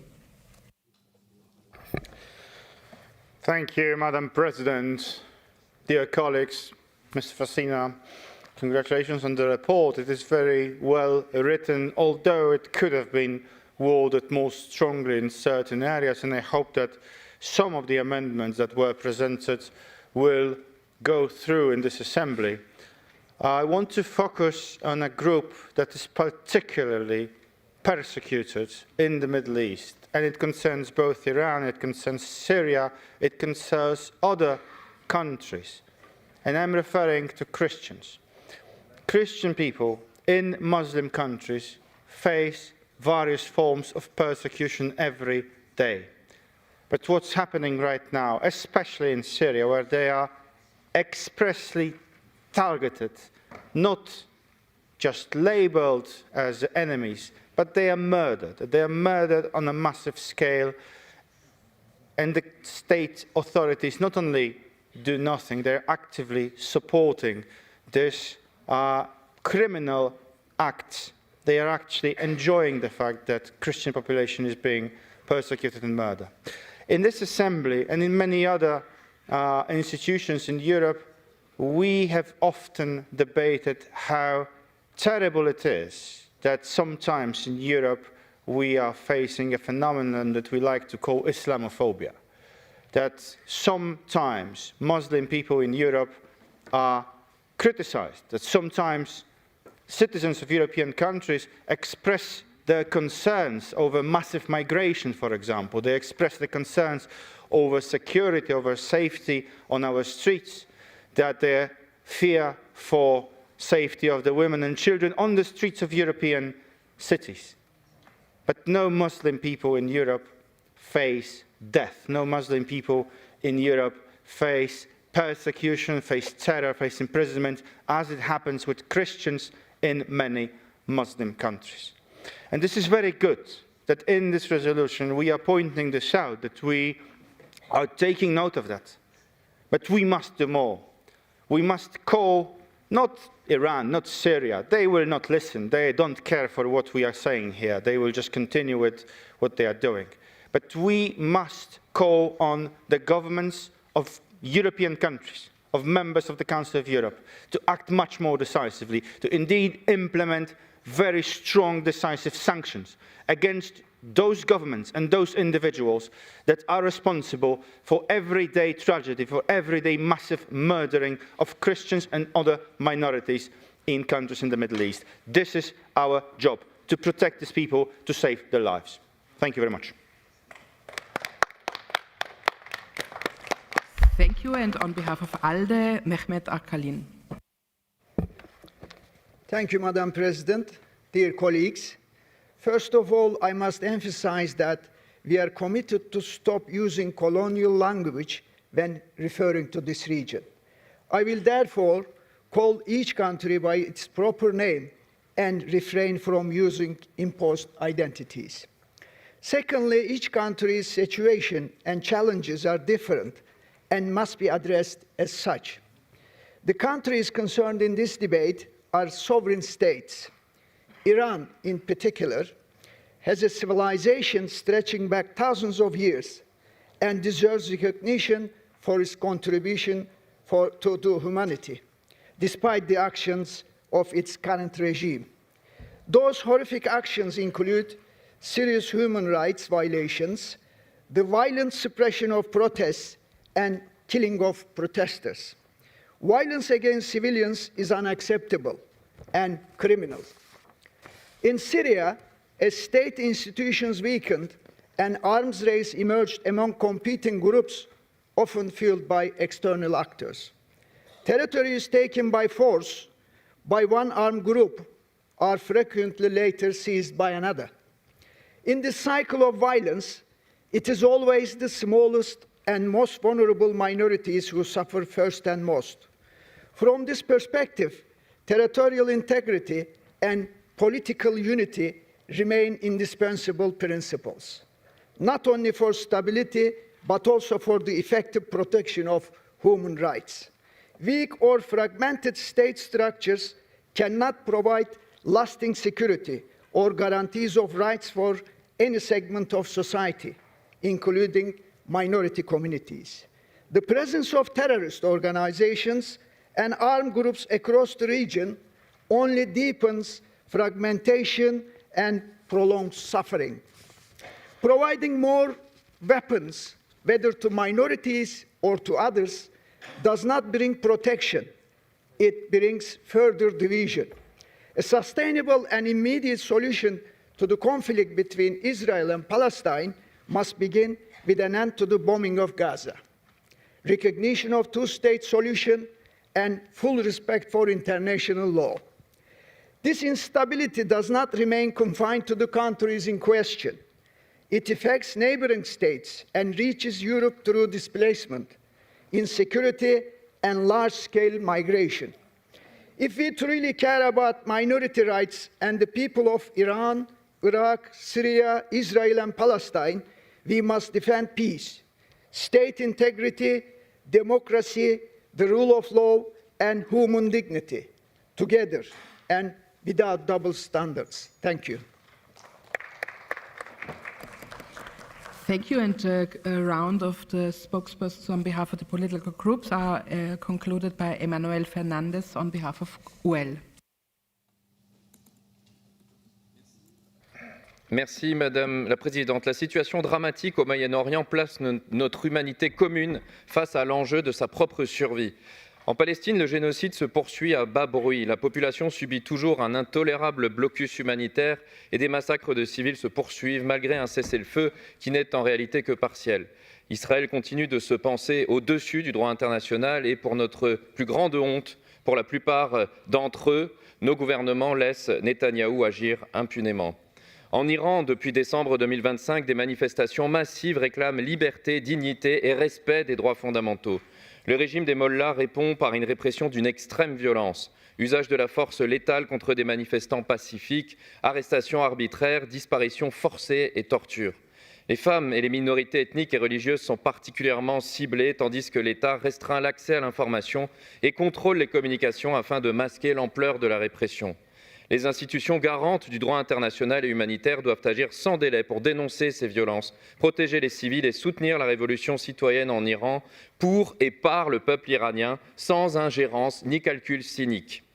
En Syrie, depuis 2 semaines, le Rojava et le projet politique qu'il incarne subissent une attaque militaire sans précédent menée par le pouvoir syrien d'Al-Joulani sous son nom de scène Al-Shara, marquant une remise en cause violente des droits du peuple kurde et des minorités ethniques et religieuses. Ce gouvernement défend une république arabe syrienne centraliste et antidémocratique, réprimant les droits politiques et syndicaux, niant les droits des femmes et s'attaquant aux minorités religieuses et ethniques, notamment les Druzes, les Alaouites et les chrétiens. À l'inverse, une alternative existe, une Syrie décentralisée et démocratique, accordant une place centrale aux femmes et aux minorités, incarnée par l'administration autonome du Rojava et dans le nord-est syrien. Depuis l'interruption brutale des négociations engagées en mars 2025 entre l'administration autonome et le gouvernement syrien, la violence s'est intensifiée. Dès le 6 janvier, les quartiers kurdes d'Alep ont été attaqués avant une offensive généralisée dans le nord-est syrien. Kobané est aujourd'hui assiégé. Eau, électricité et communications sont coupées, mettant en danger plus de 250 000 civils. Nous appelons à l'ouverture immédiate de corridors humanitaires d'urgence pour prévenir une catastrophe. Les violations du droit international sont massives, exécutions sommaires, déplacements forcés et destruction d'infrastructures civiles avec des risques avérés de nettoyage ethnique et de représailles. Les forces démocratiques syriennes, principalement kurdes, ont payé un lourd tribut dans la lutte contre Daesh, avec plus de 12 000 morts, et leur abandon par les puissances occidentales constitue une trahison politique aux conséquences pour la sécurité régionale et internationale. Les libérations massives de prisonniers djihadistes terroristes détenus par les Kurdes doivent alerter l'Europe. La responsabilité de la communauté internationale, notamment des États membres du Conseil de l'Europe, est engagée. Le soutien politique et financier récent de l'Union européenne à la Syrie d'Al-Shara, motivé par des intérêts économiques et pétroliers, sacrifie les droits humains. Nous devons adopter une position ferme pour protéger les populations et défendre leurs droits fondamentaux en Syrie, en Iran et en Palestine. Je vous remercie.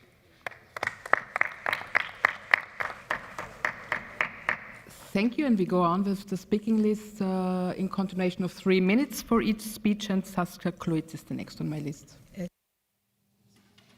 you very much, Chair. 12 minutes of video. This is how long the picture lasts, in which a father walks around among hundreds of black body bags scattered around the streets in Tehran, searching for his child. He says, Sefar, where are you? Sefar, where are you? You are my son. I cannot find you. And this is a massacre. This is a crime against humanity. We have seen similar cruel images from Syria, from Kurdish-crowned Yazidi villages, and from occupied Palestinian territories. And I'm very happy that the reporter pointed out our attention to the enormous crime in Palestine. And yet I ask myself, does it make a difference for us that all this cruelty is unfolding before our eyes? Because words without concrete actions do have also consequences. For years, we've held debates about Iran. For years, we have heard the same response: there's very little we can do. And the result is thousands of videos filled with hundreds of thousands of dead bodies of innocent people in the region. That is what this kind of impunity produces. Reports that manage to leave Iran speak of violence of unimaginable scale. Possibly 30,000 people dead, 300,000 wounded. People who are not allowed to mourn their death, not to bury them. Hundreds of thousands injured who do not dare to go to hospitals. Tens of thousands thrown in prison. At the same time, we are witnessing a dangerous international escalation. Military forces are being built up around Iran. Political discussions focus on uranium enrichment, missile programs, and strategic balances. But where is a believable path in these plans towards an Iran that will prosper and not fall into a cruel civil war after Islamic regime has fallen? Where is the protection of the population? Where are there human rights in these plans?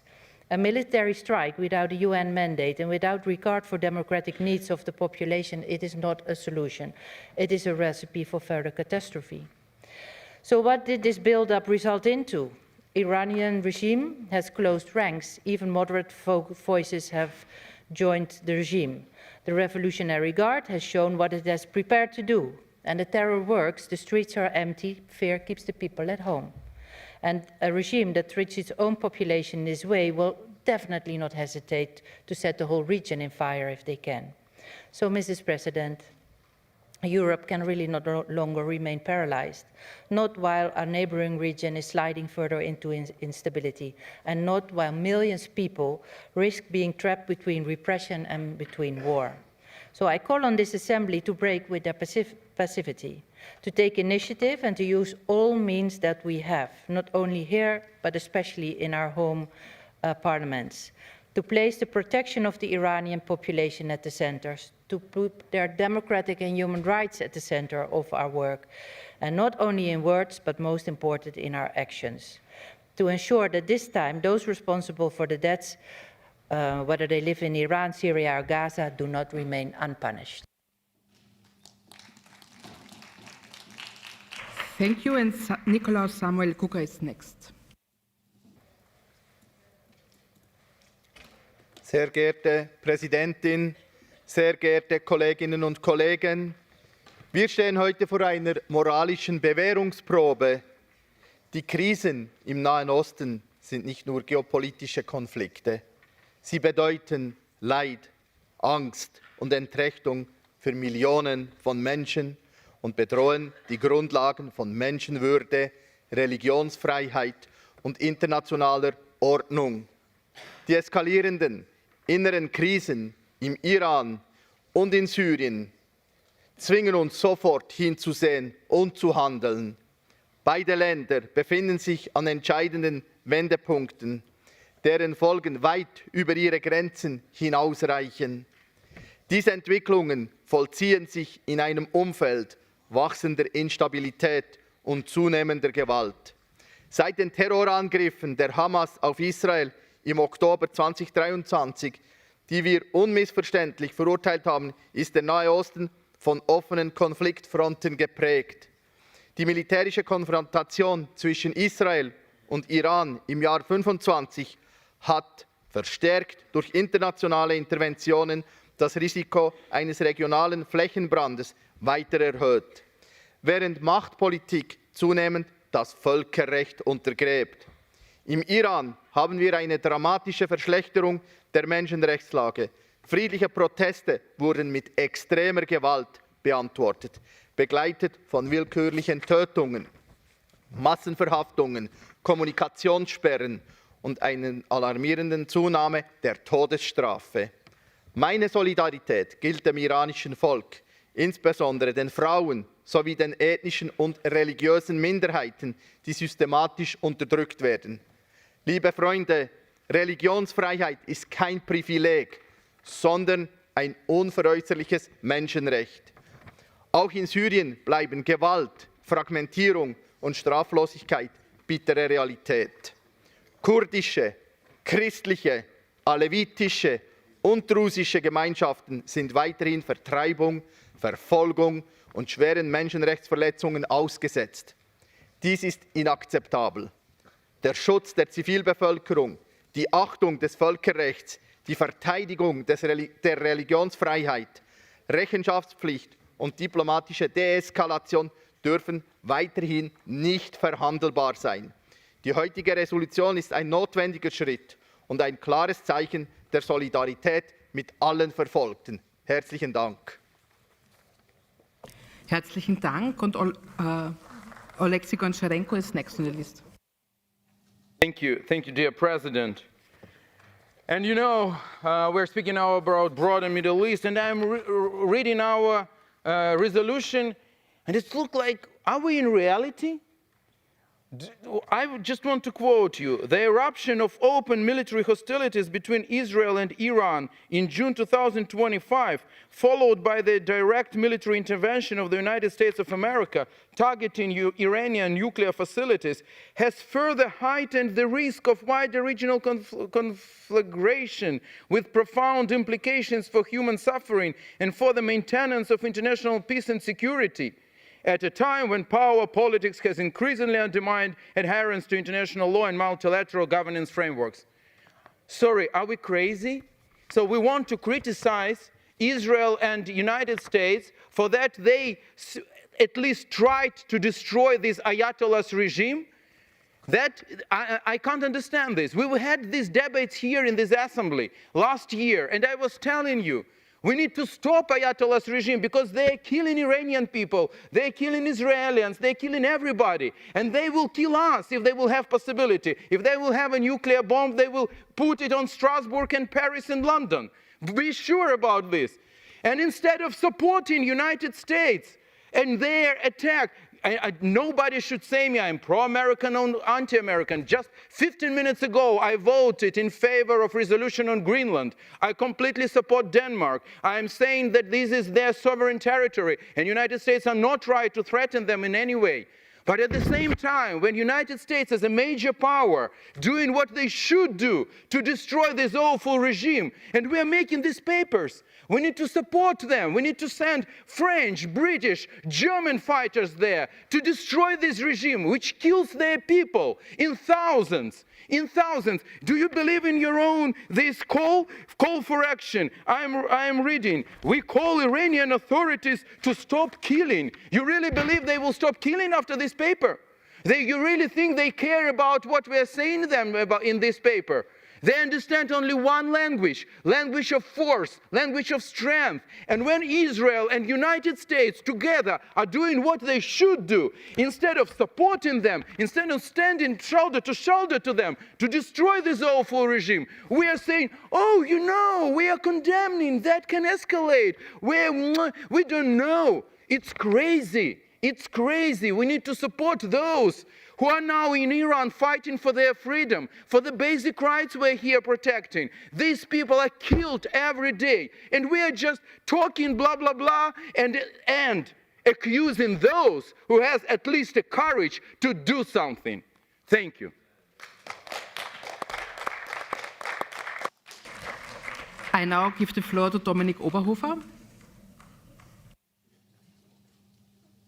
Sehr geehrte Frau Präsidentin, geschätzte Kolleginnen und Kollegen!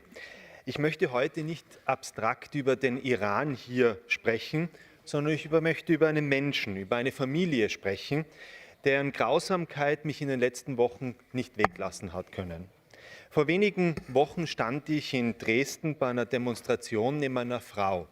Und diese Frau hat mir berichtet, dass ihre eigene Schwester im Iran getötet wurde.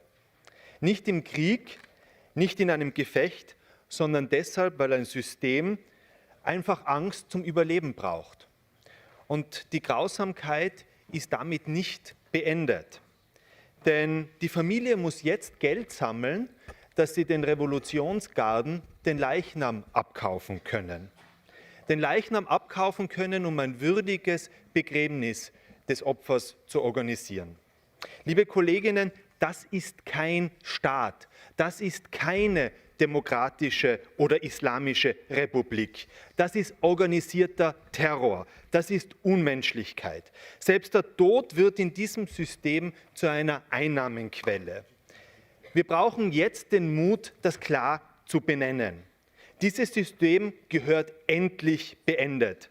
Seit Jahrzehnten sehen wir, dass der Iran nicht nur national, sondern international den Terror finanziert. Milizen, Raketen, Destabilisierung im gesamten Nahen Osten. Und trotzdem reden viele von Stabilität, über Dialog, über Zurückhaltung.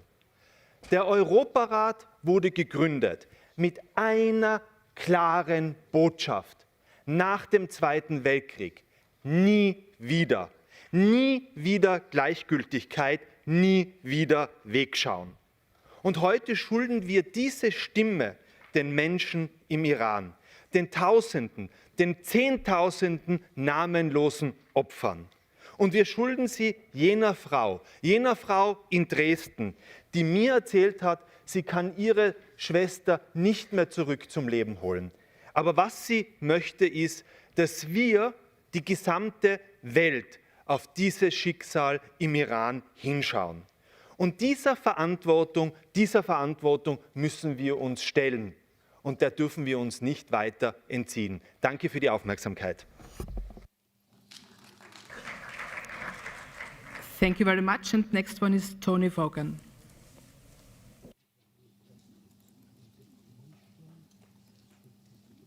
Tony Vaughan doesn't seem to be here, so we go further to Robert Jonathan Sikiatro.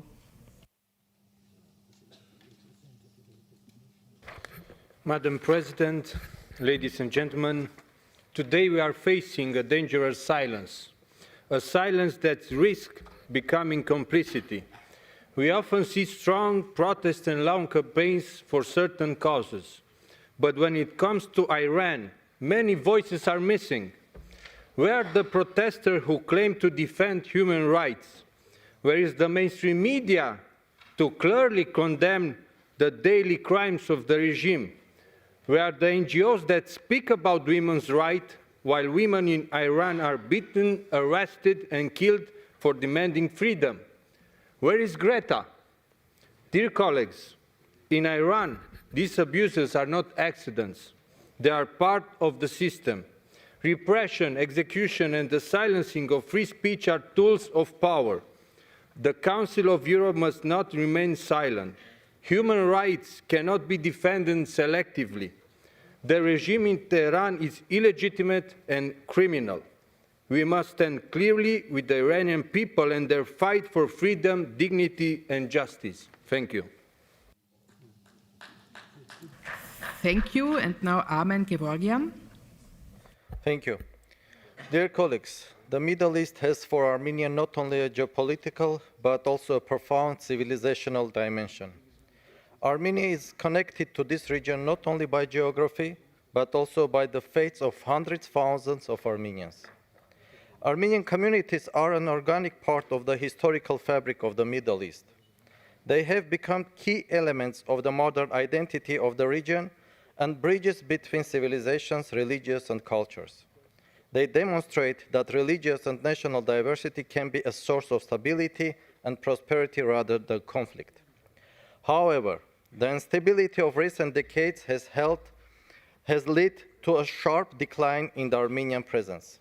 This is an alarming signal. The disappearance of Armenian communities would mean not only a tragedy for the Armenian people, but also the loss of a vital layer of the region's historical and cultural heritage. Dear colleagues, to build sustainable states and genuine peace, to prevent further radicalization, and to preserve cultural diversity and protect national minorities in the Middle East, it is crucial to ensure the stability and coherent development of Iran and Syria. The collapse of these states would lead to chaos for beyond the region, triggering new waves of self-determination movements and an inevitable revision of national borders.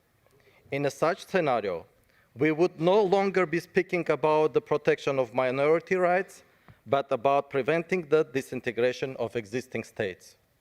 It is clear that some key decisions will be made outside the Middle East, but it will be the people of the broader region, including in the Republic of Armenia, who will have to live with their consequences. That is why we must assess the situation maximum realistically and take the most cautious steps to reduce tensions. Thank you very much. Thank you, and Fabian Molina is next. Sehr geehrte Frau Präsidentin, geschätzte Kolleginnen und Kollegen! Die politische und humanitäre Krise im Nahen Osten, im Iran, in Syrien, in Palästina, in Jemen und im Libanon betrifft unsere unmittelbare Nachbarschaft. Sie betrifft die Sicherheit Europas und sie betrifft die universellen Werte, auf denen der Europarat gegründet wurde. Menschenrechte, Frieden und die unantastbare Würde jedes Menschen. Im Iran riskieren Menschen täglich ihr Leben, weil sie Freiheit fordern. Frauen, junge Menschen sowie religiöse und ethnische Minderheiten werden verfolgt, inhaftiert, gefoltert und hingerichtet. Gemäß verschiedenen Quellen wurden seit Ende Dezember mehrere 10.000 Menschen ermordet. Ein unvorstellbares, beispielloses Massaker. Und die Repression endet nicht an den Grenzen Irans. Auch in unseren Mitgliedstaaten sind iranische Communities Ziel von Einschüchterung, Überwachung und Bedrohung durch transnationale Repression. Das ist inakzeptabel. Alle Mitgliedstaaten des Europarates müssen diese Menschen wirksam und entschlossen schützen. In Syrien hat über ein Jahrzehnt der Gewalt Millionen Menschen entrechtet. Religiöse und ethnische Minderheiten leben weiterhin ohne Sicherheit und ohne Perspektive. Gleichzeitig stellt die mögliche Befreiung von IS-Kämpfern, ausgelöst durch die Angriffe auf Nord- und Ostsyrien, eine massive Bedrohung dar, für die Region und auch für Europa selbst. Deshalb müssen wir klar sein, die Türkei muss ihre völkerrechtswidrigen Angriffe in Syrien unverzüglich einstellen. Diese militärischen Interventionen verschärfen das Leid der Zivilbevölkerung, gefährden Minderheiten und untergraben jede Chance auf einen nachhaltigen Frieden. Als Mitgliedstaat des Europarates trägt die Türkei eine besondere Verantwortung für den Schutz der Menschenrechte. Geschätzte Kolleginnen und Kollegen, Besorgnis reicht nicht. Menschenrechte sind nicht relativ. Sie sind nicht verhandelbar. Es braucht deshalb gezielte Sanktionen gegen die verantwortlichen Personen und Institutionen schwerer Menschenrechtsverletzungen. Die aktive Unterstützung internationaler Untersuchungs- und Rechenschaftsmechanismen, den Schutz von Frauen und Minderheiten, etwa durch die unbedingte Wahrung des Asylrechts für Verfolgte. Ebenso zentral ist die aktive Stärkung von Zivilgesellschaft, MenschenrechtsverteidigerInnen und unabhängiger Medien. Die Menschen in unserer Nachbarschaft kämpfen für das, was wir oft als selbstverständlich betrachten: Freiheit, Sicherheit und menschliche Würde. Sie schauen auf Europa. Sie hoffen auf unsere Entschlossenheit. Lassen wir sie nicht alleine. Thank you very much. Now we come to Mr. Kamalettin Kani Torun.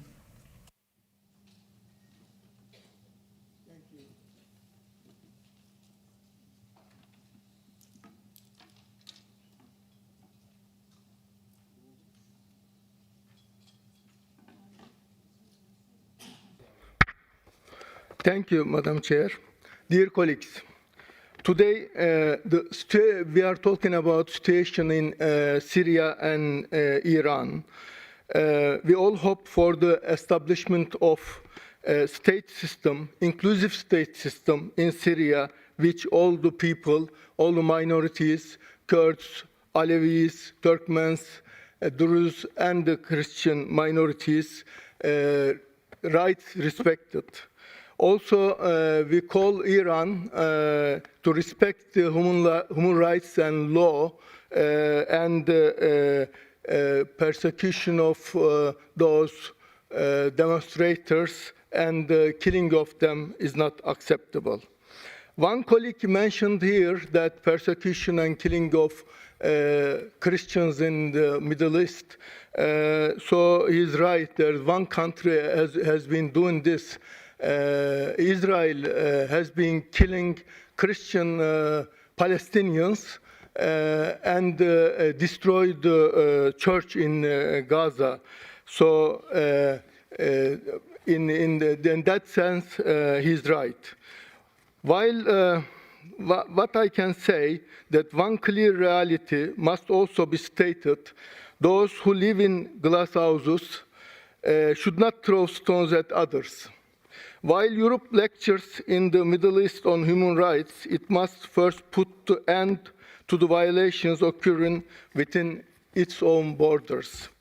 The Council of Europe has worked to give concrete meaning of fundamental values such as human rights and rule of law, universal justice and democracy. As a result of these efforts, the European Convention on Human Rights was established, and the European Court of Human Rights was created to safeguard these universal values. Today, we unfortunately witness a rapid rise in xenophobia, anti-immigrant sentiment, racism, and Islamophobia in countries long regarded as the heartlands of law and democracy. Across Europe, the rise of the far right and the increasing visibility of discrimination-based violence is deeply alarming. This picture demonstrates a steady erosion of principle of the universality of human rights. All these adverse developments pose a serious threat to minority rights in Europe. One of the most fundamental human rights is the ability to live freely in accordance with one's language, religion, and identity. Ensuring the unhindered exercise of these fundamental rights is just as vital as formally recognizing them. The recent steps taken by the United States have unsettled not only regional balances, but the entire world. Thank you very much. Next on my list is Bernard Sabella.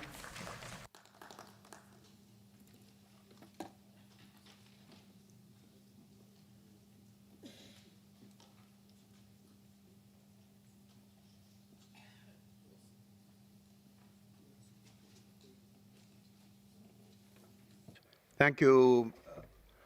Allow me to address the Middle East in a historic concept.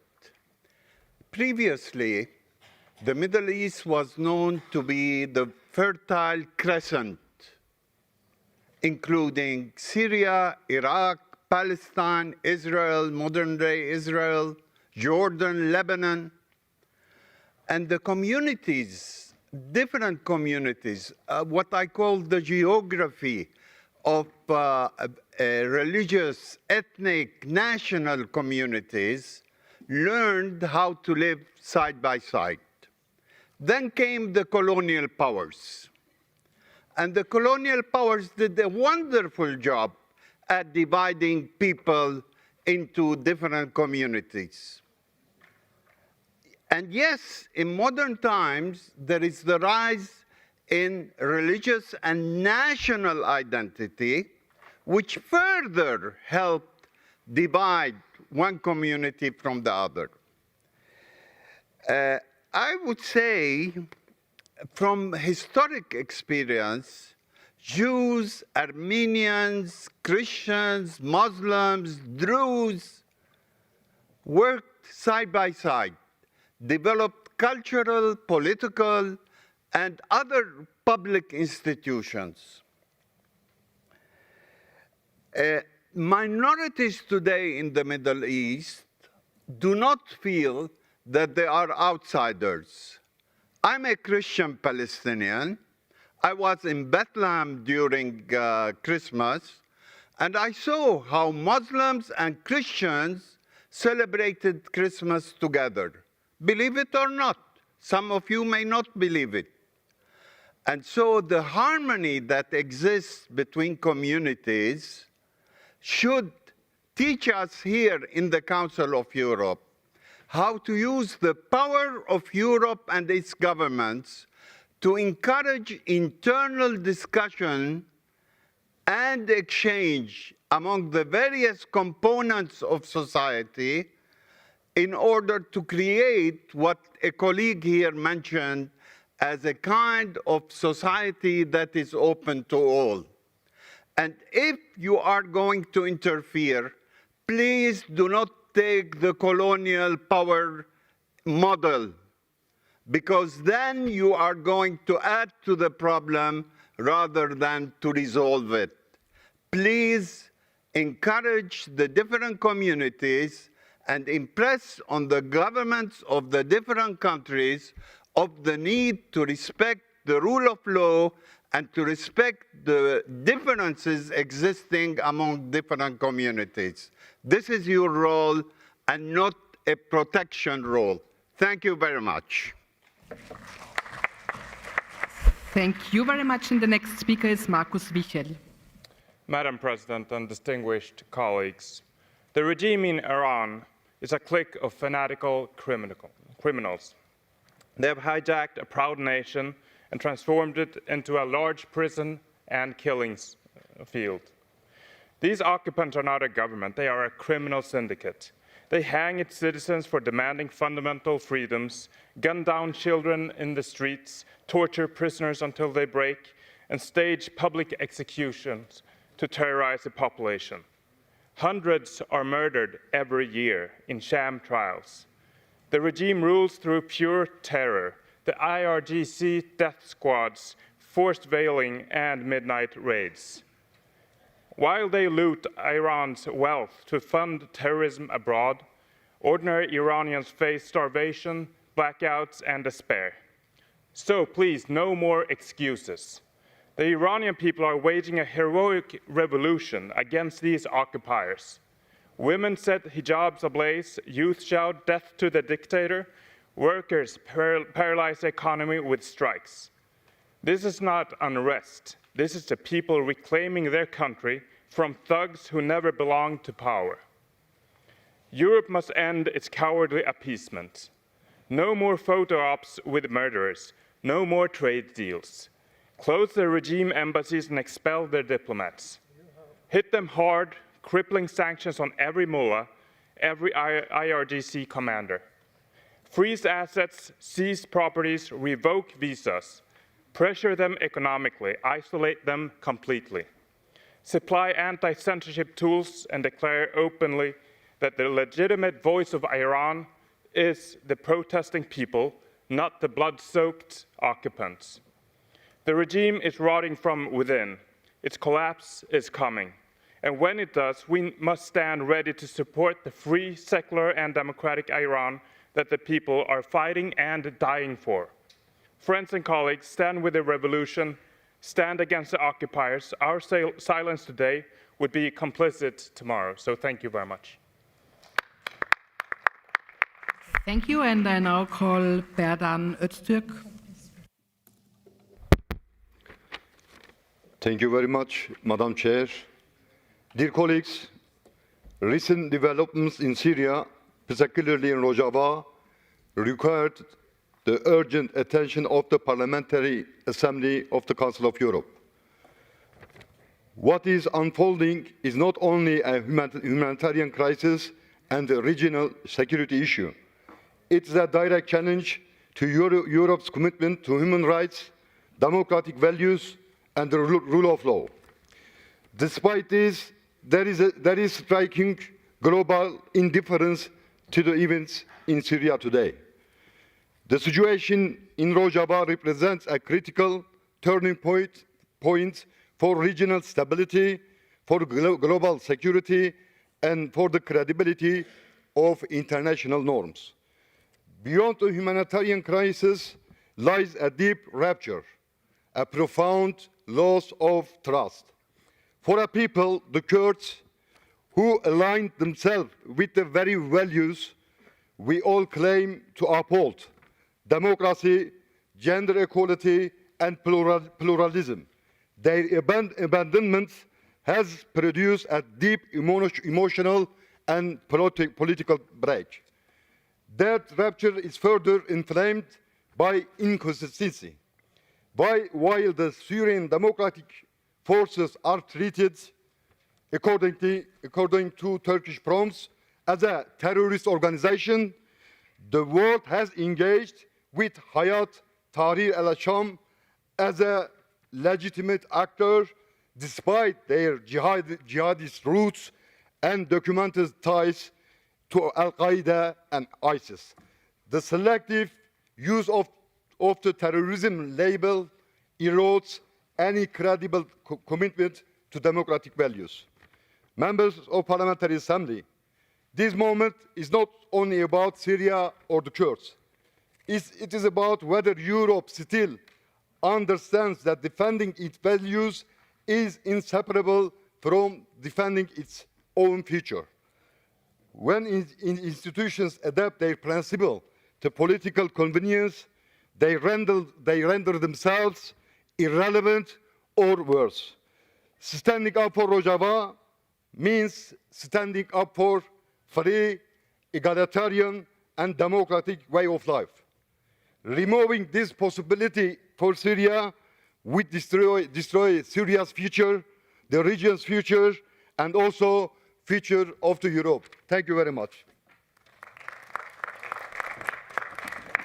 Thank you. Now to Annika Strandhal, please.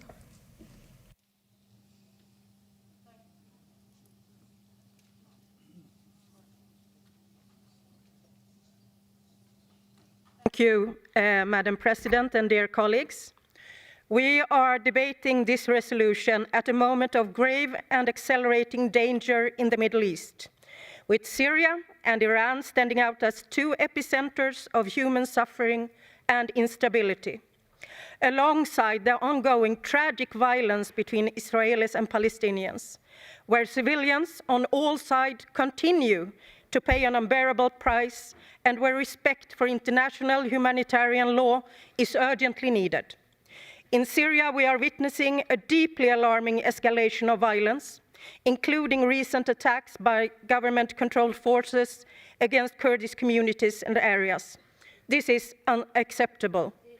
We call for an immediate ceasefire and a halt to all hostilities to ensure civilian protection, access to medical care, and the delivery of humanitarian aid. The parties must return to the negotiating table and resume a genuine political process on Syria's future. We must be clear. The Kurdish forces, including women's defense units, carried an enormous burden and made tremendous sacrifices in the fight against Daesh, alongside the international coalition. That creates a moral and political obligation. We condemn all human rights violations and demand accountability for crimes committed in today's Syria. Atrocities, as we have heard, against Druze and Alevite communities underline the risks facing minorities. Syria's ethnic and religious diversity, Kurds, Arabs, Christians, Druze, and Alevites, and others, must be guaranteed both individual and collective rights in law and in practice. Any political transition must be inclusive, and international follow-up will be essential. Turning to Iran, the scale of the regime's violent crackdown on protesters are horrifying. Recent reports suggest, as we have heard, as many as 30,000 people may have been killed in just 2 days during this terrible repression. This level of brutality demands an urgent and robust international response. Political prisoners must be released, targeted sanctions considered, and instruments of repression like the Islamic Revolutionary Guard Corps confronted with unified pressure from democratic states. Dear colleagues, the future for the region cannot be built on revenge, exclusion, or terror. Only equal rights and accountability and human dignity for all. Thank you. Thank you very much. Now on my list is Abdurrahman Baba-Chan. Oh. Thank you, Madam Chair. The Middle East has experienced enormous upheavals and major ruptures in its recent history. After receiving its first major blow following 9/11 and subsequently in the aftermath of Arab Revolution, it was thrown into a political chaos, a spiral of blood and violence, where its ethnic, sectarian, ideological and religious diversity was severely damaged. Non-state actors held sway, and terrorist organizations were used as a leverage by global hegemonic powers. We have witnessed large-scale sociological operations being carried out in Syria and Iraq along ethnic, sectarian, and religious lines. This has brought major tragedies and ruptures affecting the internal integrity and stability of these countries, while simultaneously exporting instability, chaos, violence, and terror to the entire region.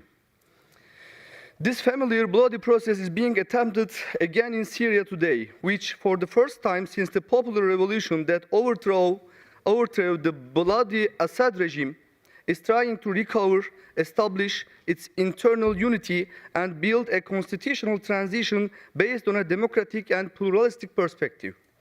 The most important point here is the stability and construction of a unified and strong Syria while preserving its cultural and demographic diversity.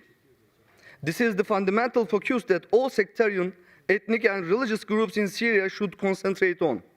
And the international community and Europe must work towards establishing a unified, integrated, pluralistic, and democratic constitutional process in Syria that includes all identity elements. In this regard, the de-escalation of tensions in Aleppo and the northern and northeastern regions of Syria in recent days is crucial on the humanitarian base. This can only be achieved through the implementation of the 10 March agreement jointly signed by the Syrian government and the SDF immediately after the revolution, which represents an optimal balance and solution for all segments of Syrian society, including the Kurds. However, despite nearly a year having passed, the SDF continues to refuse and postpone the implementation of this agreement. If this is achieved, all the problems today will be resolved easily and spontaneously. A crucial threshold will be crossed towards building a unified, integrated, unitary, and a sovereign Syria with constituent elements in its administrative, military, and political structures. So, all actors in the region, as well as global actors, especially Europe, must now look at the issue through this clarity and must have a position contributing to the democratic transition of these countries with respect to rule of law, pluralistic societal structure, and democratic norms. Thank you. Thank you. And George Lukaidis is next. Thank you, Madam Chair. Unfortunately, I have to respond once more to Mr. Kocharenko by saying that there is no good and bad violation of international law. There is no good and bad occupation. There is no good and bad violation of the sovereignty of a country. And as he comes, as I do, from a country under occupation, under violation of international law, he should know better that we need to be consistent in defending international law. Dear colleagues, the situation in Syria continues putting to a test our credibility as an assembly which is committed to the protection of human rights and international law. Since the fall of the Assad regime, the violence has not ended, merely taking other forms.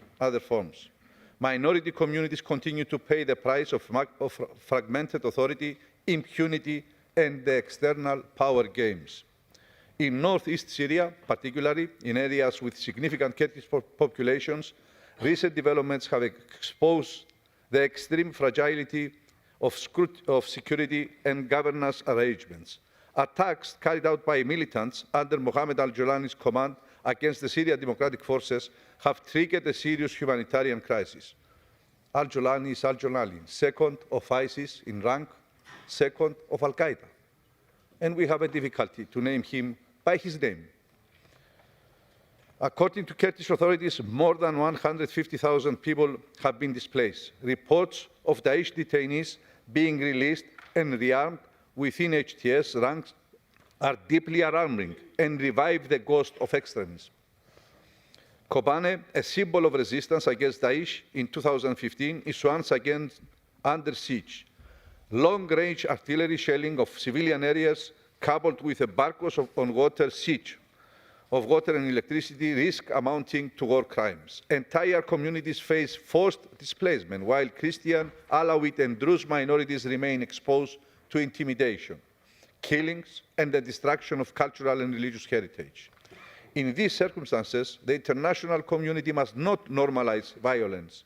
Any financial or military support to the de facto authorities in Damascus must be withheld until jihadist militants have been permanently defeated and an inclusive, decentralized, and democratic constitutional framework has been established. Humanitarian access must be immediate, unconditional, and unhindered, including through the opening of the Mushti Pinar crossing. Turning to Iran, the brutal repression of protests, mass arrests, and executions demand our unequivocal condemnation. Solidarity with the Iranian people means defending their rights and not legitimizing at the same time repression or exploiting their struggle through external intervention. Thank you, dear colleagues. Thank you. And the very last word is to Sevilay Chelnek. Madam President, dear colleagues, within the broader context of the Middle East crisis, I wish to focus on the war in Syria.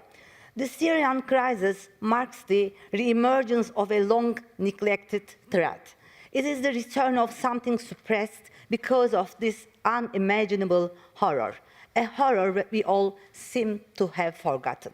Let us remember, over the past decade, ISIS has carried out deadly attacks not only in Syria, but also across Europe and Turkey. The Bataclan massacre in Paris, attacks in Nice, Brussels, Manchester, and Berlin's Christmas market. And in Turkey, the massacres in Suruç, Ankara train station, Reyna nightclub, Reyhanlı and the Gaziantep wedding bombings. These acts of extreme brutality have left deep scars on humanity. It was the Kurds and the Syrian democratic forces who confronted this threat directly and defeated ISIS on the ground at immense human cost. Today, that reality being quietly sidelined, despite repeated UN warnings, ISIS regaining ground. Detention camps are being dismantled, militants released without oversight, and violence is resurging. Kurds, Christians, Alawites, and Druze are being brutally killed. Kobani is once again under siege. Civilians face shortages of food, water, medicine, and electricity. Women are abducted and being killed. Extremist rhetoric once associated with genocidal campaigns is reappearing. Dear colleagues, as it is said, this isn't only about Syria or the Kurds. It is about whether Europe remains committed to protecting international justice through consistency. The question before us is no longer only what role Europe seeks to play in Syria and the Middle East, but whether we are still willing to uphold the moral responsibility that defines us as a political community. Thank you.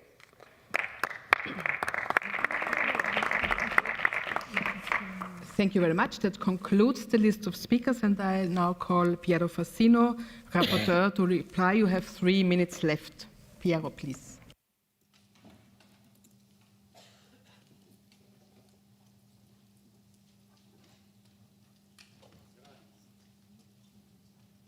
Grazie Presidente. Ringrazio tutti coloro che hanno partecipato al dibattito. Mi pare che la gran parte degli interventi corrispondeva alla relazione che ho presentato e l'hanno condivisa.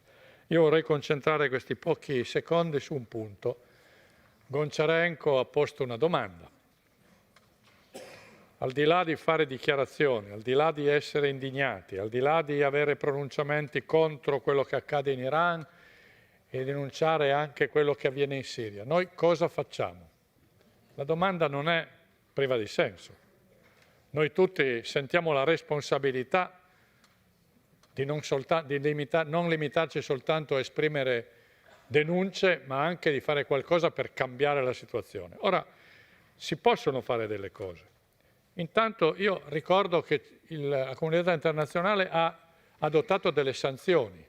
Queste sanzioni non vengono spesso applicate nella loro efficacia e con rigore. Il Golfo Persico è pieno di navi ombra che caricano gas e petrolio iraniano e lo portano nel mondo.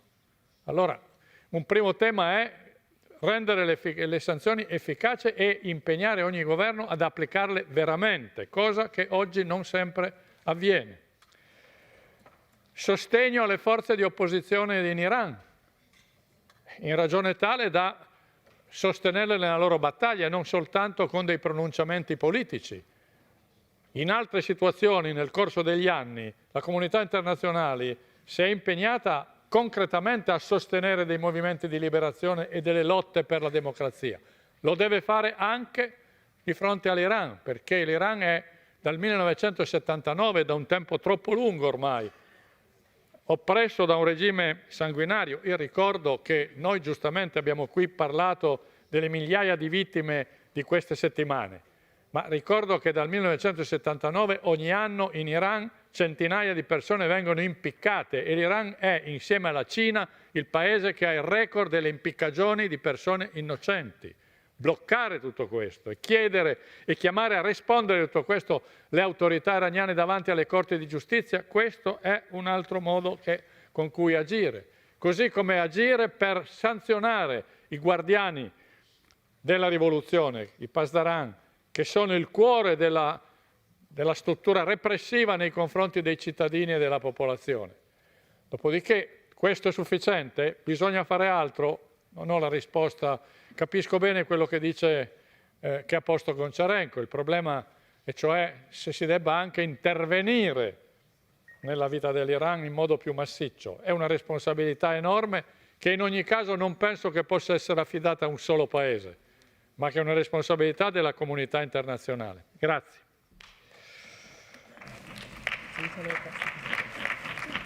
Thank you very much. Does the chairperson of the committee wishes to speak?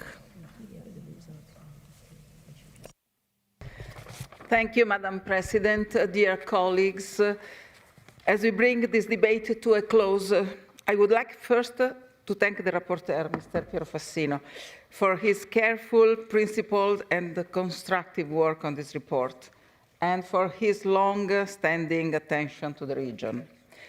Today's discussion has reminded us that behind the language of resolutions lie human realities of extreme suffering.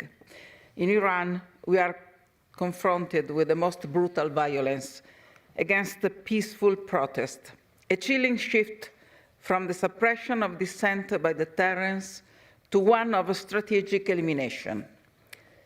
In the Syrian Arab Republic, years of conflict, fragmentation, and impunity continue to expose civilian populations, particularly minority communities, to violence, displacement, and abuse. These situations are different in nature, but they share a common thread: the erosion of human dignity, the denial of fundamental rights, and the absence of accountability. Our responsibility as parliamentarians is to name these realities clearly, to insist that respect for human rights and the protection of minorities are not optional or secondary concerns. At a time when the region has been rocked by successive waves of instability, the Committee on Political Affairs and Democracy has worked to keep sustained attention on the political crisis and human tragedy that continue to drive conflict and suffering. The committee continues, both through its rapporteurs and through its subcommittees, to work intensively with our partners and experts in the region. Addressing these challenges requires our sustained parliamentary diplomacy, our sustained attention. That is the responsibility we carry and the commitment we must continue to uphold. Thank you. Thank you very much. The debate is closed. The Committee on Political Affairs and Democracy has presented a draft resolution document 16336, to which 7 amendments have been tabled. They will be taken in the order in which they appear in the compendium. I remind that speeches on amendments are limited to 30 seconds. I understand that the chairperson of the committee wishes to propose to the Assembly that Amendment 2 to the draft resolution, which was unanimously approved by the committee, be declared as definitely approved. Is that so? Yes, it seems to be so. If there are no objections, I will consider the amendment to be approved as to be approved. Is there any objection? I don't see any. I understand that the chairperson of the committee wishes to propose to the Assembly that amendments 3 to 5 to the draft resolution, which were rejected by the committee with a 2/3 majority, be declared as definitely rejected. Is this so? I ask the chairperson of the committee. Yes, that looks like it is. If no one objects, I will consider the amendments to be rejected. Is there an objection? That is not the case. 20. Then I call Mr. Emmanuel Fernandez to support Amendment 6. You have 30 seconds.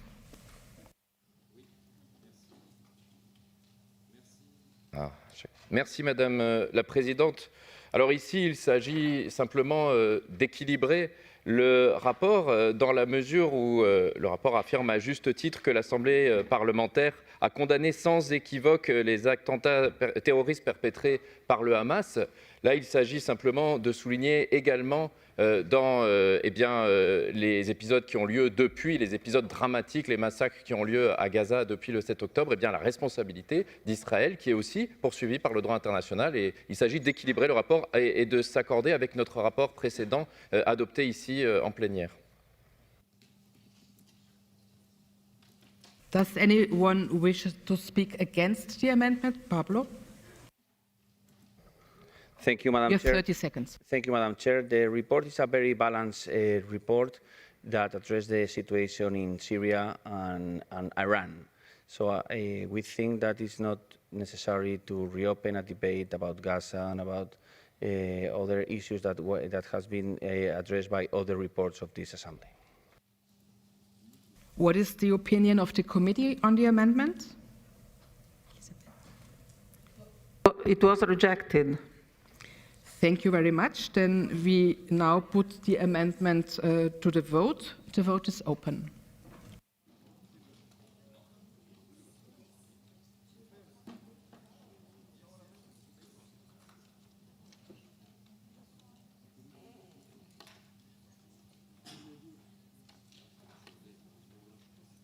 The vote is closed. I call for the result to be displayed.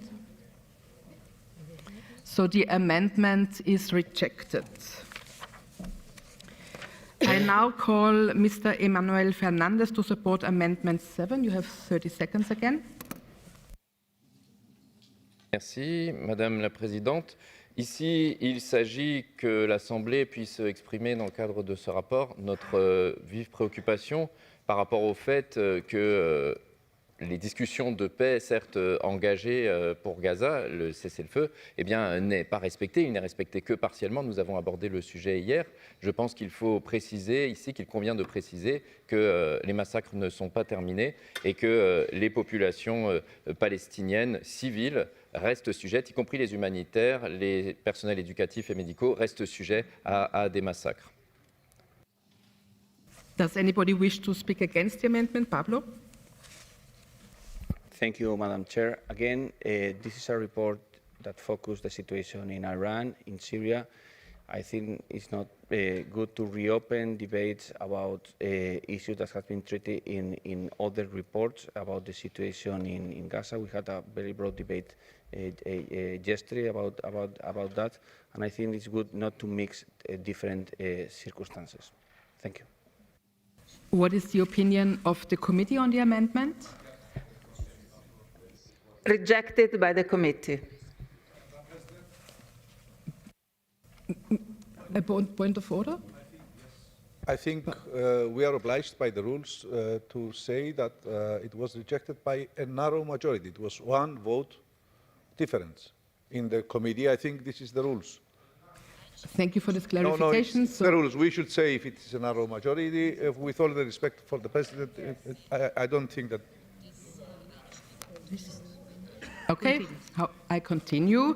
So the amendment was rejected by the committee. I put the amendment now to a vote. The vote is open.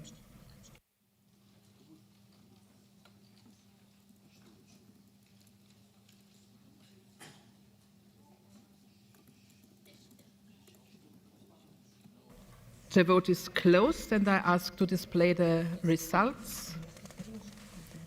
So the amendment is not carried. We now move to Amendment 1. No. Yeah.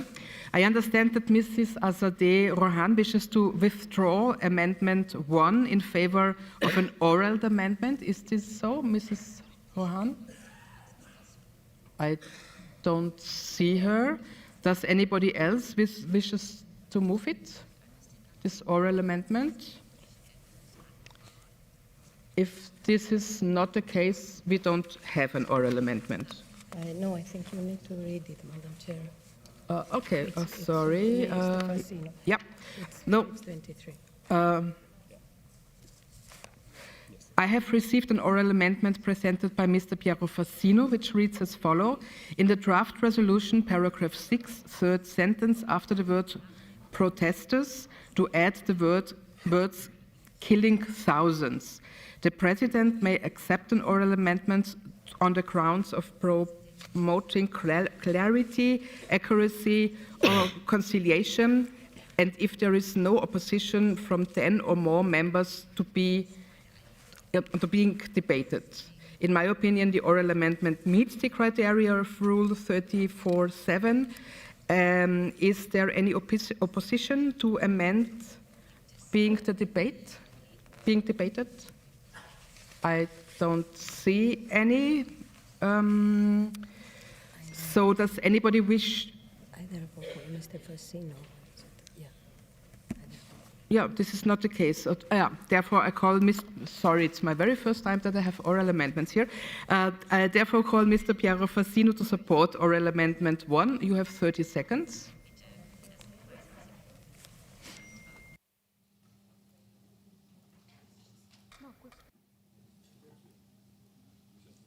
Ma l'emendamento orale, il mio emendamento orale sostituisce la cifra di 30.000 vittime con migliaia e migliaia. Questo soltanto perché in queste settimane noi abbiamo avuto da molte fonti diverse quantità di vittime.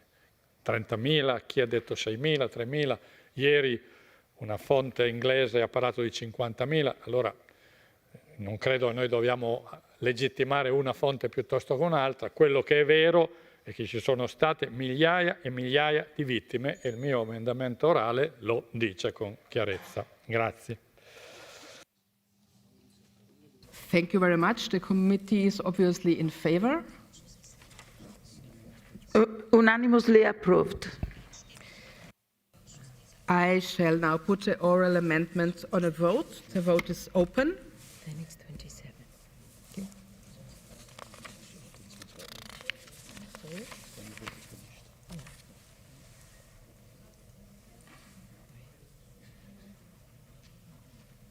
Yes. The vote is closed. I ask to display the result. So the amendment is carried. We proceed now to Amendment 4. I call George Loukaitis to support Amendment 4. You have 30 seconds, George. Thank you, Madam Chair. We're talking about the humanitarian situation after the siege in Kobani. In this amendment, as it was sub-amendment by our rapporteur, was, I think, unanimously voted in the committee, in the Political Affairs Committees. So, as it was sub-amended, I call you to support it. Thank you.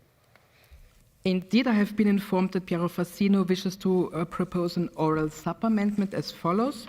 In Amendment 4, delete the words "under the command of Mohammed al-Yolani," in brackets, Ahmad al-Sahar. The amendment as amended would read, "The Assembly expresses deep concern that Kobani with the ISIS was first defeated in 2015, is once again under siege after 11 years, this time by HTS ISIS elements, etc. In my opinion, the oral sub-amendment is in order under our rules. However, do 10 or more members object to that oral sub-amendment? That is not the case. Does anybody wishes to speak against the oral sub-amendment? That is also not the case. What is the opinion of the mover of the main amendment? But George already expressed his support to this sub-amendment. The committee is also in favor, so I will put now the oral sub-amendment to the vote. The vote is open.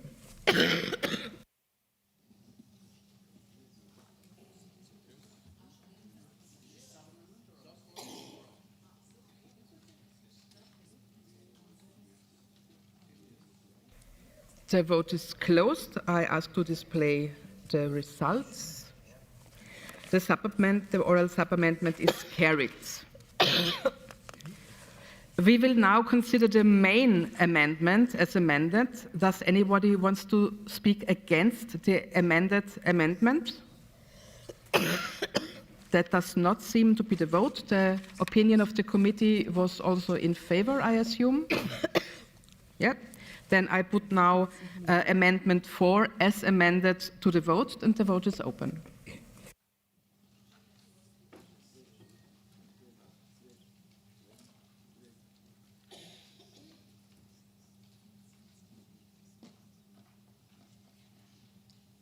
The vote is closed. I'll ask to display the results. And the amendment as sub-amended is carried. We will now consider the main amendment as amended. Does any, no. Sorry. We now come to amendment number 2. No, it's okay. With resolution. Perfect. So now we come to the draft resolution, which will need a simple majority. I will now proceed to vote on the draft resolution contained in document 16336 as amended. A simple majority is required and the vote is open.